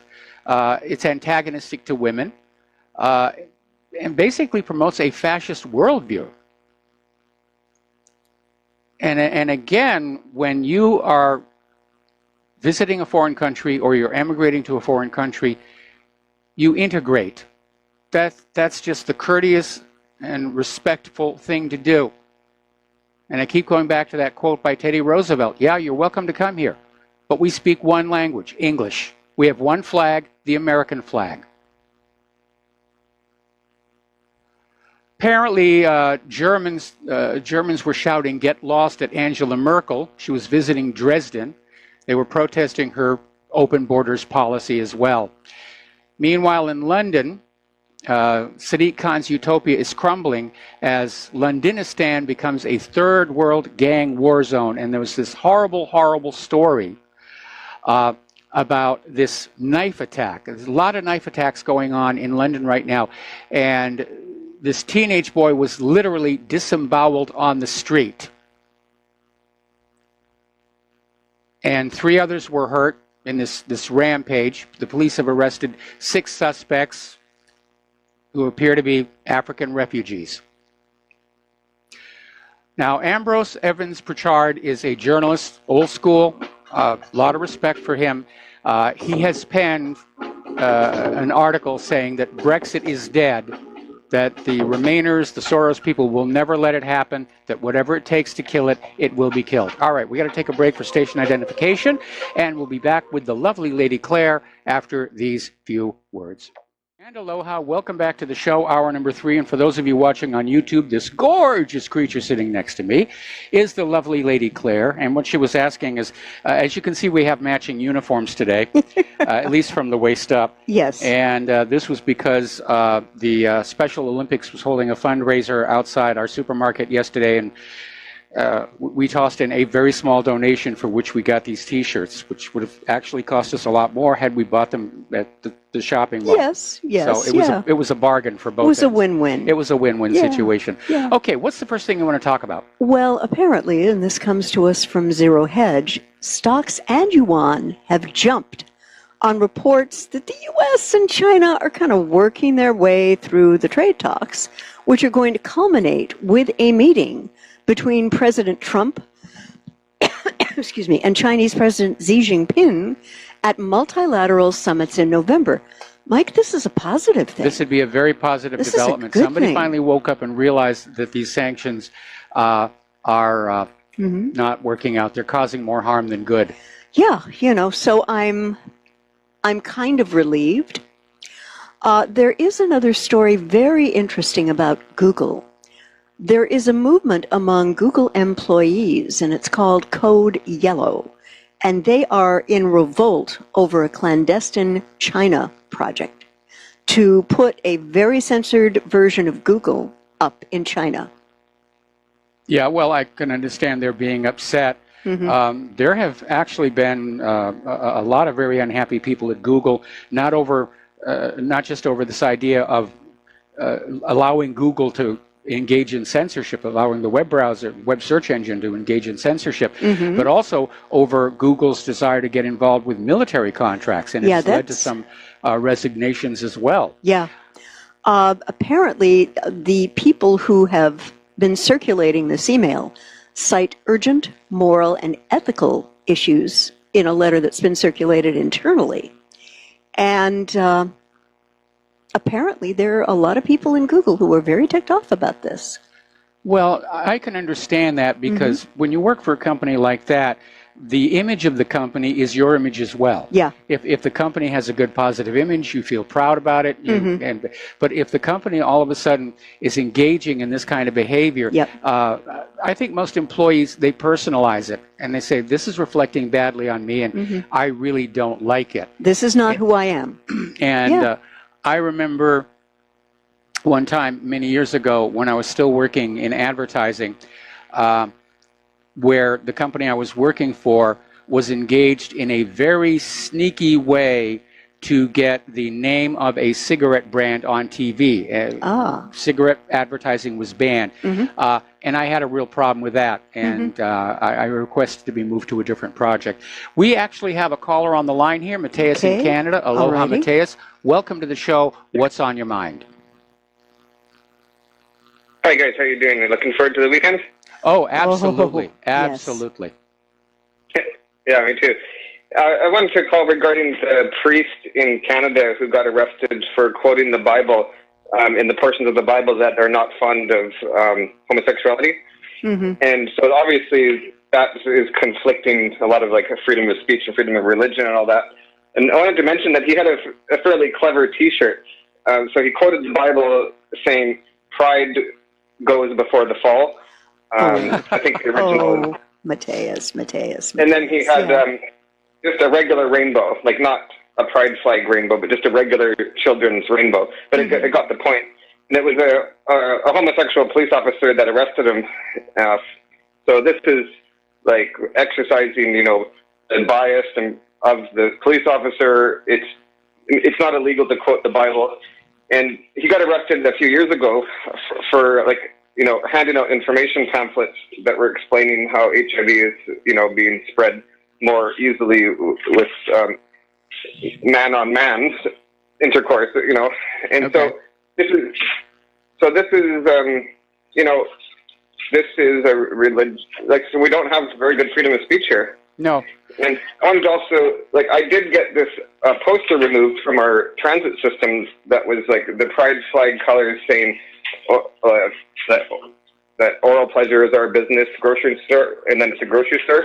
Yep. So, we can make a difference, just that people can, See, you can I call think in. that's funny. I think that's a funny poster, and I would personally have been okay with that.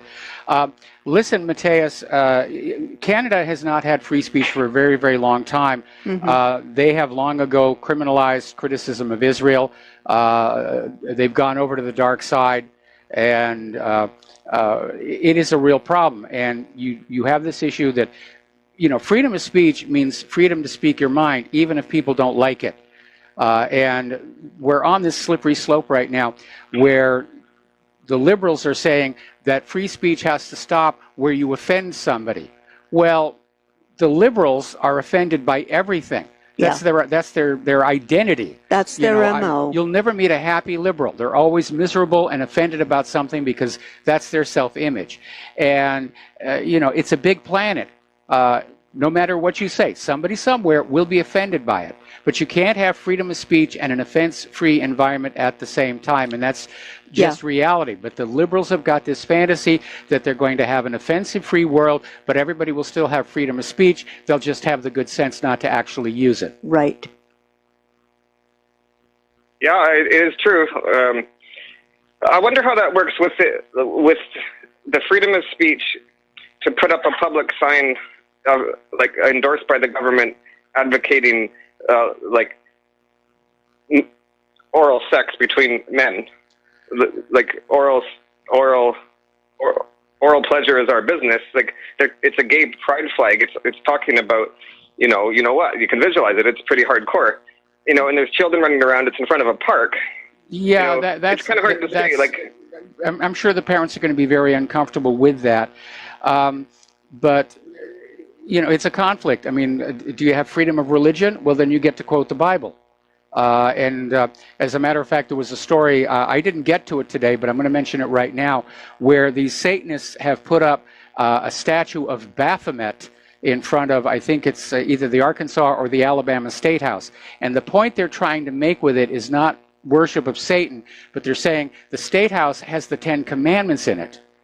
Which they see as a violation of the First Amendment, where government is not supposed to respect any one institution of religion. So if the 10 Commandments are going to be up there, then this 8-foot-tall bronze statue of Baphomet has to stay there as well. So that one's probably going to wind up in a court case somewhere as well. Yep. Anyway, Mateus, thank you very much for the phone call. We're going to let you go and get back to the news. We're going to do a shout-out now to our on-air affiliates who are just now rejoining the network. And so let's see. Please continue. I wanted to talk a little bit about the last time Google employees revolted. And the company literally abandoned its controversial AI drone initiative known as Project Maven.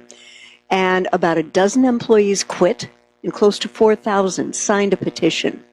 And many of the same people who led the last effort are now involved in the China protests. So there is a voice of conscience over there. One doesn't see it by the current deplatforming of certain controversial people, but there is a voice of conscience trying to work to steady the course. In the hierarchy of all of these companies, the ethical, moral people with conscience are down here, and the absolutely immoral, unethical are at the top. That's how they get to be at the top. Yes, I know. They're willing to do things that the ethical and moral people are not. Right. The next thing I'd like to talk about is Turkey, which has been in the news, and allegedly about this reverend who is being held and detained. Well, Mike, that's not really it at all.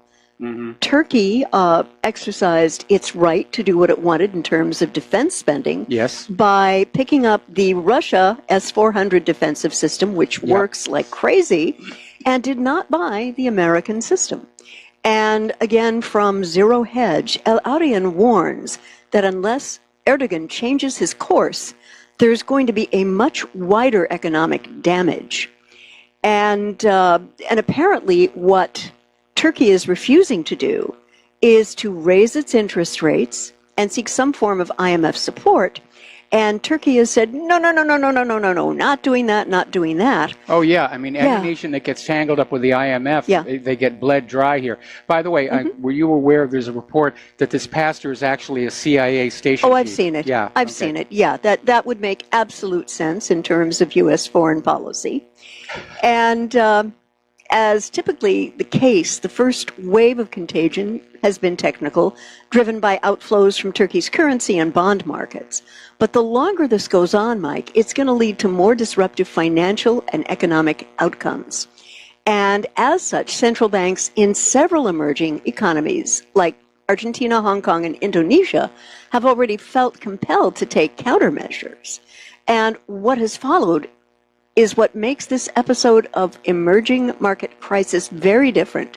Because rather than sticking with a course that a number of countries have done, like Argentina earlier this year, Turkey has shunned in a very public manner any help from the IMF. And we've had some very strident pronouncements by President Recep Tayyip Erdogan. And so what he's got is a terrible depreciating exchange rate. Yep. And at one point, the lira was halved, almost half in value. And Turkey has taken a number of measures to attempt to simulate, albeit partially, the traditional approach that emerging economies have tended to follow in the past. It's tightened funding and provided liquidity to domestic... it's tightened the funding conditions. Conditions, and at the same time provided liquidity to domestic banks along with regulatory watchdogs, made it harder for foreigners to access lira liquidity, squeezing speculators who had shorted the currency. And it promised to deal with credit and fiscal excesses while ruling out capital controls. Now, they have mobilized at least $15 billion from Qatar. Qatar threw them a lifeline, and to be used for direct investment in Turkey. And in the midst of this, the government also found time to retaliate against the doubling of tariffs on Turkish metal exports by President Trump's administration. And the question, which I guess will sort of be played out in the markets early next week, is if this is going to be enough to take the pressure off the lira, the Turkish currency. What do you think? Well, we have to take into consideration the possibility of covert economic warfare being waged by the United States. But it could come at a very high cost because of that contagion. A lot of people are concerned about exactly the same thing. The problem with having a global economy is when it comes down, it all comes down together. We saw a foretaste of that back in 2008 with the collapse of the mortgage-backed security fraud. Now, that should have been a problem only for the U.S. economy. But because of all the links between U.S. banks and European banks, some of those European banks got into trouble. There were reports of secret transfers of gold or gold bonds and clandestine bailouts to keep the system going. But we know that the economy globally is in bad shape. When it breaks, it has to break at one point first, and it could be Turkey. Yeah, definitely. And even the credit rating agency Fitch is saying that Turkey's actions are probably going to be insufficient to restore policy credibility. This is a big one, you know. And the situation, as you said, may spread in contagion to a lot of other banks and a lot of other countries. And Fitch is calling the response incomplete. And there's another aspect of this, too, because Turkey has taken in a lot of refugees from these war zones. So Turkey's collapse could send millions, with a mill, of refugees flooding into Europe, which is not doing so well with the refugees, they already have here. And, you know, there had been this deal where Turkey was going to keep these refugees from going to Europe. On certain conditions, which, as I understand it, have not really been met. And, of course, taking care of all these refugees is another reason why Turkey's economy is under strain. And we've got more sanctions coming from the U.S., the plummeting lira. And already Turkish President Erdogan has said that what the U.S. is doing is nothing short of economic warfare. And you had some information about the background of this alleged U.S. pastor, Andrew Bunson. Pastors are a really good cover and front for operatives, right? Oh, yeah. When you Throughout have, history? when you have spies in another country, I mean, there are these diplomatic spies, the ones that everybody sort of nudge, nudge, wink, wink, say no more are spies. Attached to the embassies. They'll have titles like cultural attaché and things like that. And they follow our spies and we follow their spies, and it's all very civilized. But then you have the deep cover spies that you hope nobody knows about. That's certainly that was the case with the CIA and those 30 agents and assets they lost over in China. Yikes, that was awful. And these deep cover agents very often are covered as journalists or religious, clergy. Or members of NGOs, non-governmental members of non-governmental organizations here. One of the smarter things the CIA did many, many years ago, as you know, the CIA owns a lot of companies. They're called proprietaries. And one of the ones they owned was this company that published travel guides for all over the world. And they were very good travel guides. I think they may still be in business. I don't know. Voters Travel Guide? Voters Travel Guide. And what a wonderful cover that was. You know, their spy would go into the country and everybody would say, oh, Voters Travel Guide, come, let me show you this, let me show you that, let me take you over here. And was rather clever, actually. I didn't find out until years later, but my late dad actually worked for a CIA proprietary. Evergreen Air. No. Slick Airlines. Slick Airlines. Slick Airlines. That was it. The one good thing. What a wonderful name. Slick Airlines. And my late dad was a very excellent aircraft instrument mechanic. If you ever wanted to fly, you wanted to fly on a plane where Spencer had done the testing out of those instruments, because they would have calibrated out at 100%. But the one good thing that they did do was get the Dalai Lama out of Tibet right before the communists came in. So, in my mind, there was a little bit of salvific work on that regard. But getting back to the issue of Turkey, millions of refugees, primarily from North Africa and Syria, would flood into Europe as the Turkish economy collapses. Now, that's an evaluation by Newsweek. Well, I disagree with Newsweek. Because the war in Syria is coming to a close. They're going to have the battle for Idlib. And then it's time to start rebuilding. Russia and China are already stepping on in. They're going to help with the rebuilding. The U.S. is being cut out of that and all the money that could be made doing that. And we already know that some of the Syrian refugees have already returned from Europe. So I would suspect that once the Syrian war is officially over, that a lot of the Syrians currently living in Turkey are probably going to go back to Syria because they can see what's going on in Europe and what a hostile reaction the refugees have generated with their behavior up there. But there are still the African refugees that are going to have to be dealt with. And meantime, of course, you've got Europe. Countries are starting to slam those gates shut. Even politicians who claim to be pro-immigration are saying there have to be limits. Our economy and our job market cannot absorb this. No, they just can't. So I think maybe these African migrants ought to think about going back to Africa, going back to their homes.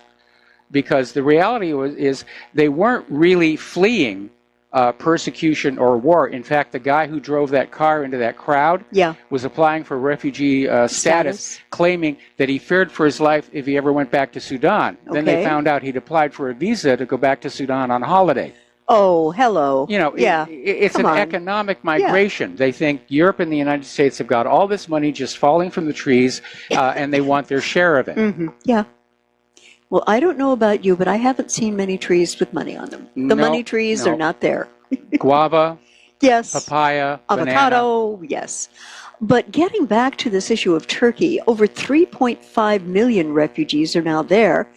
And but there are at least 500,000 refugees from other parts of the Middle East and Northern Africa also living in Turkey, which is very interestingly positioned between it straddles, if you will, the European world and the Middle East. It's the gateway to the Middle East here. We got to take a break for commercials, and we'll be back after these few words.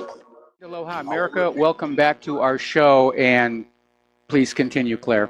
Yeah, I'd like to sort of finish on this thing with Turkey. Apparently, Erdogan was convinced to bring the European migrant influx under control in exchange for 6.6 billion in assistance. But this may not even be enough if the Turkish economy goes deeper into this spiral down. Well, as I understand it, Turkey has already spent 60 billion, 6-0, taking care of all of these migrants and refugees. Yeah. I would also like to go over, and you mentioned this a little bit earlier, and this cannot be seen as any kind of alt-right reporting. The Wall Street Journal is asking, what was Bruce Orr doing? And, you know, his actions are just untenable, Mike. Yep. And it shows us the absolute and complete corruption of the, I guess we could call it the U.S. Injustice Department right now, rather than the Justice Department. No, it's the Just Us Department. Yeah, right. This man should immediately have his security clearance yanked. Yes. Okay? Because he actually began feeding info to the FBI from dossier author Christopher Steele in late 2016 after the FBI had terminated the guy as a confidential informant for violating the Bureau's rules. Well, at that point, Steele was being paid for directly through Fusion GPS. And through Hillary Clinton, I'm sure. Well, it was a money laundry. Basically, it was from Hillary and the DNC to a law firm, from the law firm to Fusion GPS, and Fusion GPS to Christopher Steele. Yeah. And apparently, the FBI pumped Mr. Orr for information at least a dozen times, debriefs that remain classified. Why? They don't want you to know what's in them. Nah, I guess not. Not. I certainly do. And I'm mildly curious myself. Yeah, you know, and apparently the Justice Department has now turned over Orr documents to Congress to show how deeply in bed the guy was with the Clintonistas. Emails, calls, meetings, notes, and describe his interactions and what he collected. And I mean, this conduct is completely troubling to anyone who would like to think that we have a vestige of justice still left in this country. Nope, it was just completely corrupt. I mean, basically, over Department of Justice, they're acting like a bunch of frat boys. Frat girls. Or frat genderless. Frat people. Frat people. Yes. And if you've gone to college, you know what I'm talking about. How crazy that gets. Oh yes, definitely. And apparently, he concealed his role from some superiors because Deputy Attorney General Rod Rosenstein has testified. Now, I don't know if this is under oath, but testified that he had been unaware of Mr. Orr's intermediary status. Do you believe that for a second? I don't believe anything coming out of Rosenstein's mouth. Yeah. We don't really know. All that we know is we don't know. And it gets better, because Fusion's bank records show Nellie Orr, his wife, benefiting from the Trump opposition research that Mr. Orr continued to pass to the FBI. Now, the Justice Department has declined to comment on this. But even over all of this, the worst is the misconduct by the FBI and the Justice Department. Yep. You know, and it was bad enough that the Bureau relied on a dossier crafted by a man in the employ of the rival presidential campaign. Bad enough that it never informed FISC, the Foreign Intelligence Surveillance Court, of that dossier's provenance, and bad enough that the FBI didn't fire Steele as a confidential human resource in September of 2016 because it was obvious he was leaking FBI details to the press to harm Trump's electoral chances. And it terminated him only when it was absolutely forced to, when Mr. Steele gave an on-the-record interview last Halloween, Halloween of October 31st, 2016.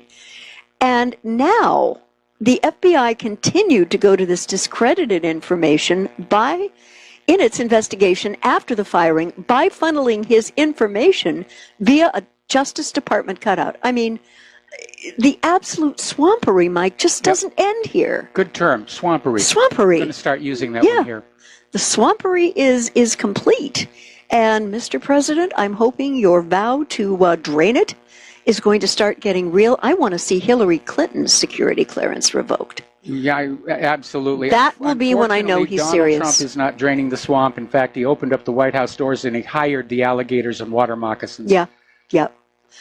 It's really sad to think of how low this government has sunk in terms of the, how can I say this? The rot. machinations. Yeah, the rot.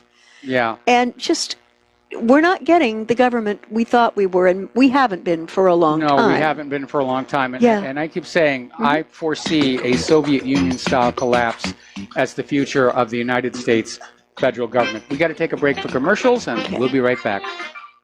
Aloha, America. Welcome back to our show here. And Claire, what's your next story? Well, the timing strikes me as very odd on this. The U.S. is doubling the number of Marines in Norway. And the U.S. has confirmed to more than double, actually, the number of troops in Norway. And Russia has criticized it as clearly unfriendly. Now, the Norwegian Defense Ministry on Wednesday said that the U.S. had informed them that they planned to push forward a grouping to increase the number of U.S. Marines stationed in Norway from 300 to up to 700. That's kind of a huge, jump. Yes, right? It is. And so the schedule apparently will continue beyond 2018 and could include up to 700 soldiers. Now, these Marines will be the first foreign troops stationed in Norway since World War II. Now, they were expected to leave Norway at the end of 2018, but the posting will now last up to 5 years. Michael, what's up with that? Talk to me. It's just more of this, building up the Cold War. The Russians are bad. Putin is evil. We've got, we wish we could spend the tax money on the roads and the schools and the hospitals and the bridges and the rail line, but gosh darn those Russians, we have to spend all of your money on bombs and bullets and aircraft carriers that don't really work all that well, airplanes that asphyxiate their pilots, and littoral combat ships that will never actually see a day of combat. Right. Now, in the local Norwegian news, Norway's foreign minister, Ine Eriksen Spøgje, dismissed Russia's claims and said that the Norwegian government position is that this is not a permanent military base. Oh, yeah, right, dear. Yeah. And it's also been met with criticism in Norway from both the social left and labor parties, who are arguing that the priority should be maintaining a strong Norwegian troop presence near the northern border with Russia. However, a gentleman by the name of Arkady Savitsky writes for the Strategic Culture Foundation that the formation of Norway into the tip of the knife for an attack on Russia is taking place because of the speedy militarization of other Scandinavian countries, the Baltic states and Poland. Yeah, so that's basically what it is. Yeah, it's not a question of when this is going to happen. It's going to happen soon. It's going to happen soon. Well, I don't think anybody in this country really wants to go to war against Russia. I'd like to hope not. This is a replay of the Cold War, where the government went booga booga at the American people. The Soviets are coming to get you. I thought the Soviets were our friends. They helped us out against Hitler. Well, now they're the enemy, and you've got to hate them, and you've got to be afraid of them. And that's why we can't spend your tax money on the roads, schools, hospitals, et cetera, et cetera, et cetera, et cetera. Yep. It's the military-industrial complex, as Eisenhower warned us about. And now they're trying to scream booga booga about Russia again. And from the point of view of the military-industrial complex, the idea is to have our troops all over the world requiring all kinds of supplies and all kinds of equipment, all of which cost huge amounts of money with huge markups. And these defense contractors are getting insanely wealthy off of this. And they support members of Congress who support them. They make a lot of campaign donations. They parcel out subcontracts for these weapon systems into the districts of members of Congress who support the new Cold War. Right. And any member of Congress who basically says this is not really a good idea can count on not getting the contracts into their district, and that, of course, has repercussions on their next election. Yeah, absolutely. And unfortunately, with the military-industrial complex in this country, we are not getting the weapons we need to have any kind of a military edge over Russia and China. If it's a Cold War, they just have to look good and look mean. Yeah. By the way, Fox News is now running a story on the military threat from China. China's the new threat. Oh, boy. You know, they really didn't get much traction with be afraid of the Russians. So now it's be afraid of the Chinese. Yeah. And that won't get any traction, and then it'll be afraid of the Australians. Be afraid of the Kiwis. Be afraid of somebody. We want your money here. Yeah, the 15 minutes of hate. Yeah, the 2-minute hate. 2-minute hate. Yeah. Okay, maybe 15 was a little too tiring. No, it's 15 minutes of fame and 2 minutes of hate. Ah, okay. There we go. All right. There has been a very interesting development with Russia. They are now deploying nuclear-capable strategic bombers near Alaska.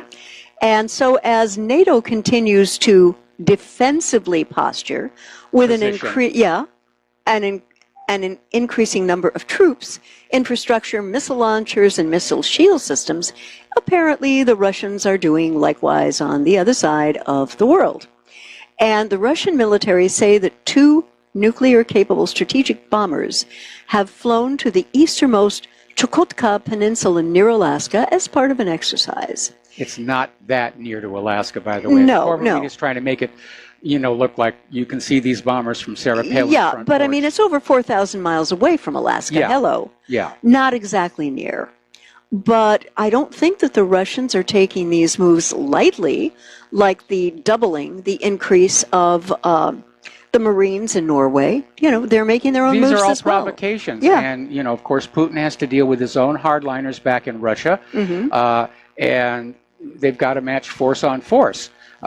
Russia's advantage is they can do it for a lot less money than the military-industrial complex. In fact, this year's Russian budget actually cut spending for the military. They don't need to spend as much as we do because their military industry is all about making the weapons, not about making record profits for the stockholders and the executives. Yeah. And consequently, they do have weaponry, as has been seen in Syria with the Russians. Yes. That performs exactly as advertised. The U.S. military industrial. And that's why countries like Turkey are dropping the American-made weapons. Yeah. And they're going with the Russian-made weapons. More bang for the buck, so to speak. Absolutely. Speaking of bang, I'd like to turn over to a problem in California. Like they don't have enough. Yeah. Apparently, the defunct nuclear power plant on California coast is being characterized as a Fukushima waiting to happen. Now, this is the power plant that was shut down in 2012 and is still leaking radioactive material. It's the old San Onofre plant located in San Clemente. And there was a leak there that occurred due to malpractice. At least that's what we were told. That actually is what happened. Right. The owners of San Onofre wanted to make more money by generating more electricity, so they replaced the heat exchangers that basically take the contaminated water from the reactors and use it to heat uncontaminated water, which then goes to the turbines. Right. And they made them a lot larger. They told the Nuclear Regulatory Commission, the Department of Energy, that this was routine maintenance, but it was actually a clandestine upgrade. Yeah. And then some budgetary person basically changed the specifications for the heat exchanger tubes to a metal less able to withstand the radiation that was coming from the primary cooling loop water. That's scary. And that's why it sprang the leak, and it's still leaking to this day. Yeah. Now, it's not going to be a new Fukushima for the simple reason that the reactor has been shut down. And so it's not generating heat. The spent fuel rods are, obviously still warm. But it's not an active reactor. No. It could be a nuclear disaster. It's certainly not going to be on the scale of Fukushima or even Chernobyl. Might be an equal to 3 Mile Island. Okay. But it's still storing about 3.6 million pounds of lethal radioactive waste, right? Yes. According to this report, yes. Yeah. And there was apparently a worker who blew the whistle on the plant just last week because they had a near catastrophe. As the local outlet, the Dana Pointer, reported, plant worker David Fritsch explained what happened in a public meeting. And he said that on 3 August this year, a 100-ton canister filled with highly radioactive nuclear waste was being downloaded into a temporary transport carrier to be moved a few hundred yards from inside the plant to a storage silo buried near the San Onofre beach. And as the thin-walled canister was being lowered, it snagged on a guide ledge 4 feet from the top. Now, this is scary stuff. Crane operators were unaware that the canister had stopped descending, and the rigging went completely slack, leaving the full weight of the heavy canister perched on that ledge by about 1/4 of an inch. And apparently, had the ledge not held for the hour more it took for workers to realize and work with the error, that thin-walled canister of toxic nuclear waste would have fallen 18 feet to the ground. That's scary stuff. That would have been a problem. That's scary stuff. What I'm wondering is why, with a cargo like that, they didn't have somebody on the ground on a radio watching it, talking to the crane operators. Well, that would have been logical. Well, it would have been expensive. You know, we've got to save money here, so we're not going to have that. I remember one time I was working on a commercial which involved a 747 that had to be done in computer animation. And as part of the research for the commercial, we got to go out to the airport and walk around a 747, not inside the cabin or through the gate, but actually in the maintenance area where the plane was undergoing a complete renovation. And we were there when they started to tow it out of the hangar. And they had 6 guys around that aircraft with whistles. And at one point, somebody had to blow the whistle because the vertical stabilizer had snagged on a cable that hadn't been pulled up high enough. That's how you handle delicate cargo like that. This borders on criminal negligence on the part of the San Onofre manager. I agree. And thank heaven there was someone willing to talk about it publicly. Yes. You know, I'm going back to Europe and Asia, and to Zero Hedge, and a gentleman, I believe he's been on your show, Pepe Escobar? Long time ago. Long time ago, yes. Very bright man for whom I have a lot of respect. And he's talking about something that is nothing less than completely historic and a big deal. And this is all hands on deck as the Caspian sails toward Eurasia integration. Now, the 5 states surrounding the sea, Russia, Azerbaijan, Iran, Turkmenistan, and Kazakhstan, have finally reached a series of compromises and understandings on sovereign and exclusive rights as well as freedom of navigation of the Caspian Sea. And this has been an area of friction for a very, very long time. And so this is a good thing. And it's, you know, the deal's been in the works for a long time on the legal status, and it was signed on Sunday in the Kazakh port of Aktu. And it is being said to be a defining moment in the ongoing massive drive toward Eurasian integration. Think of this as maybe a next step toward the Silk Road, the Silken Belt Road. This, I think, is going to be a parallel. Yes. Because the One Belt, One Road initiative is traveling far north of it. Yes. But again, it's considered a connectivity corridor between Asia and Europe, and there is a wealth of oil and gas in the area. And now they, rather than go to war over it, they've all agreed to say share and share alike. And apparently, a lot of the reasons for the complexity of the negotiations had to do with how was the Caspian being defined? Was it a sea or was it a lake? And should it be divided between the 5 states into separate sovereign tracts, or developed kind of like you do a condominium?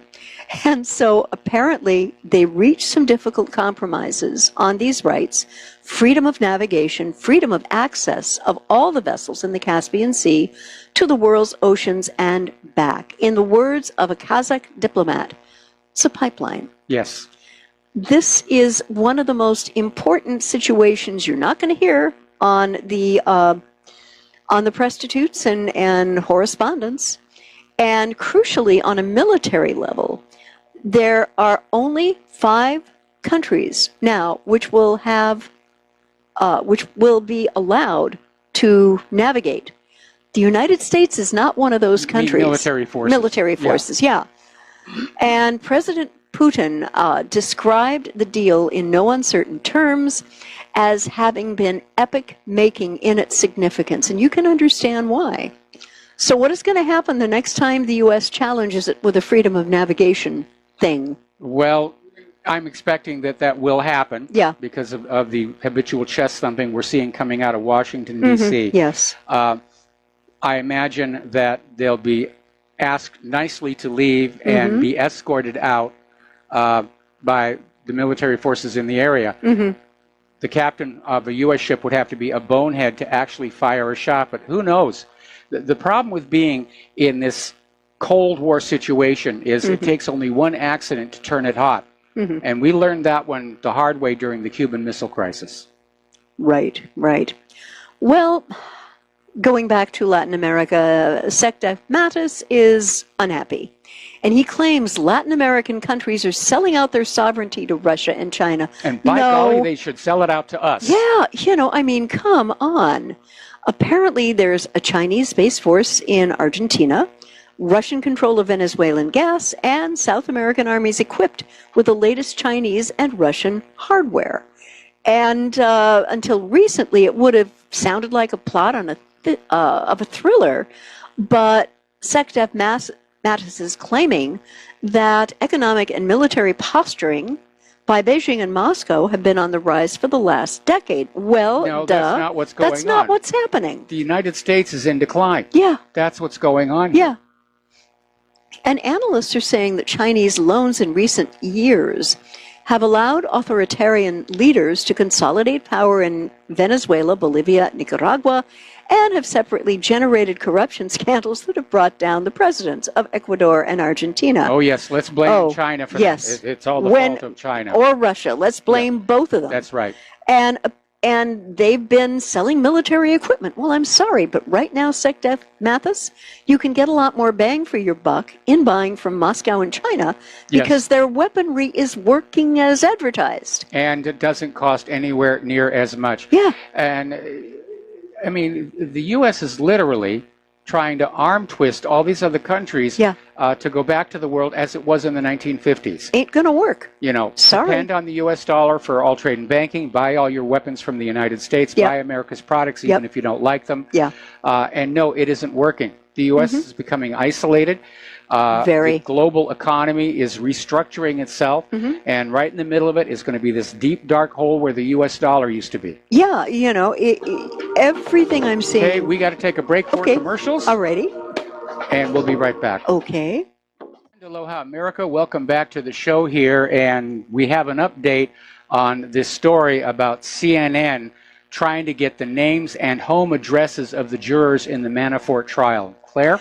Apparently, Judge Ellis has declined this motion by WAPO, CNN, and BuzzFeed to unseal jurors' names, nor will he release sealed transcripts from bench conferences. He says that he will order them released after the trial has concluded. Meaning the transcripts here. Yeah. Now, Judge Ellis is now under federal protection because of the threats that he was receiving. Yeah. And by the way, here's the full list of everybody who demanded that sealed juror information.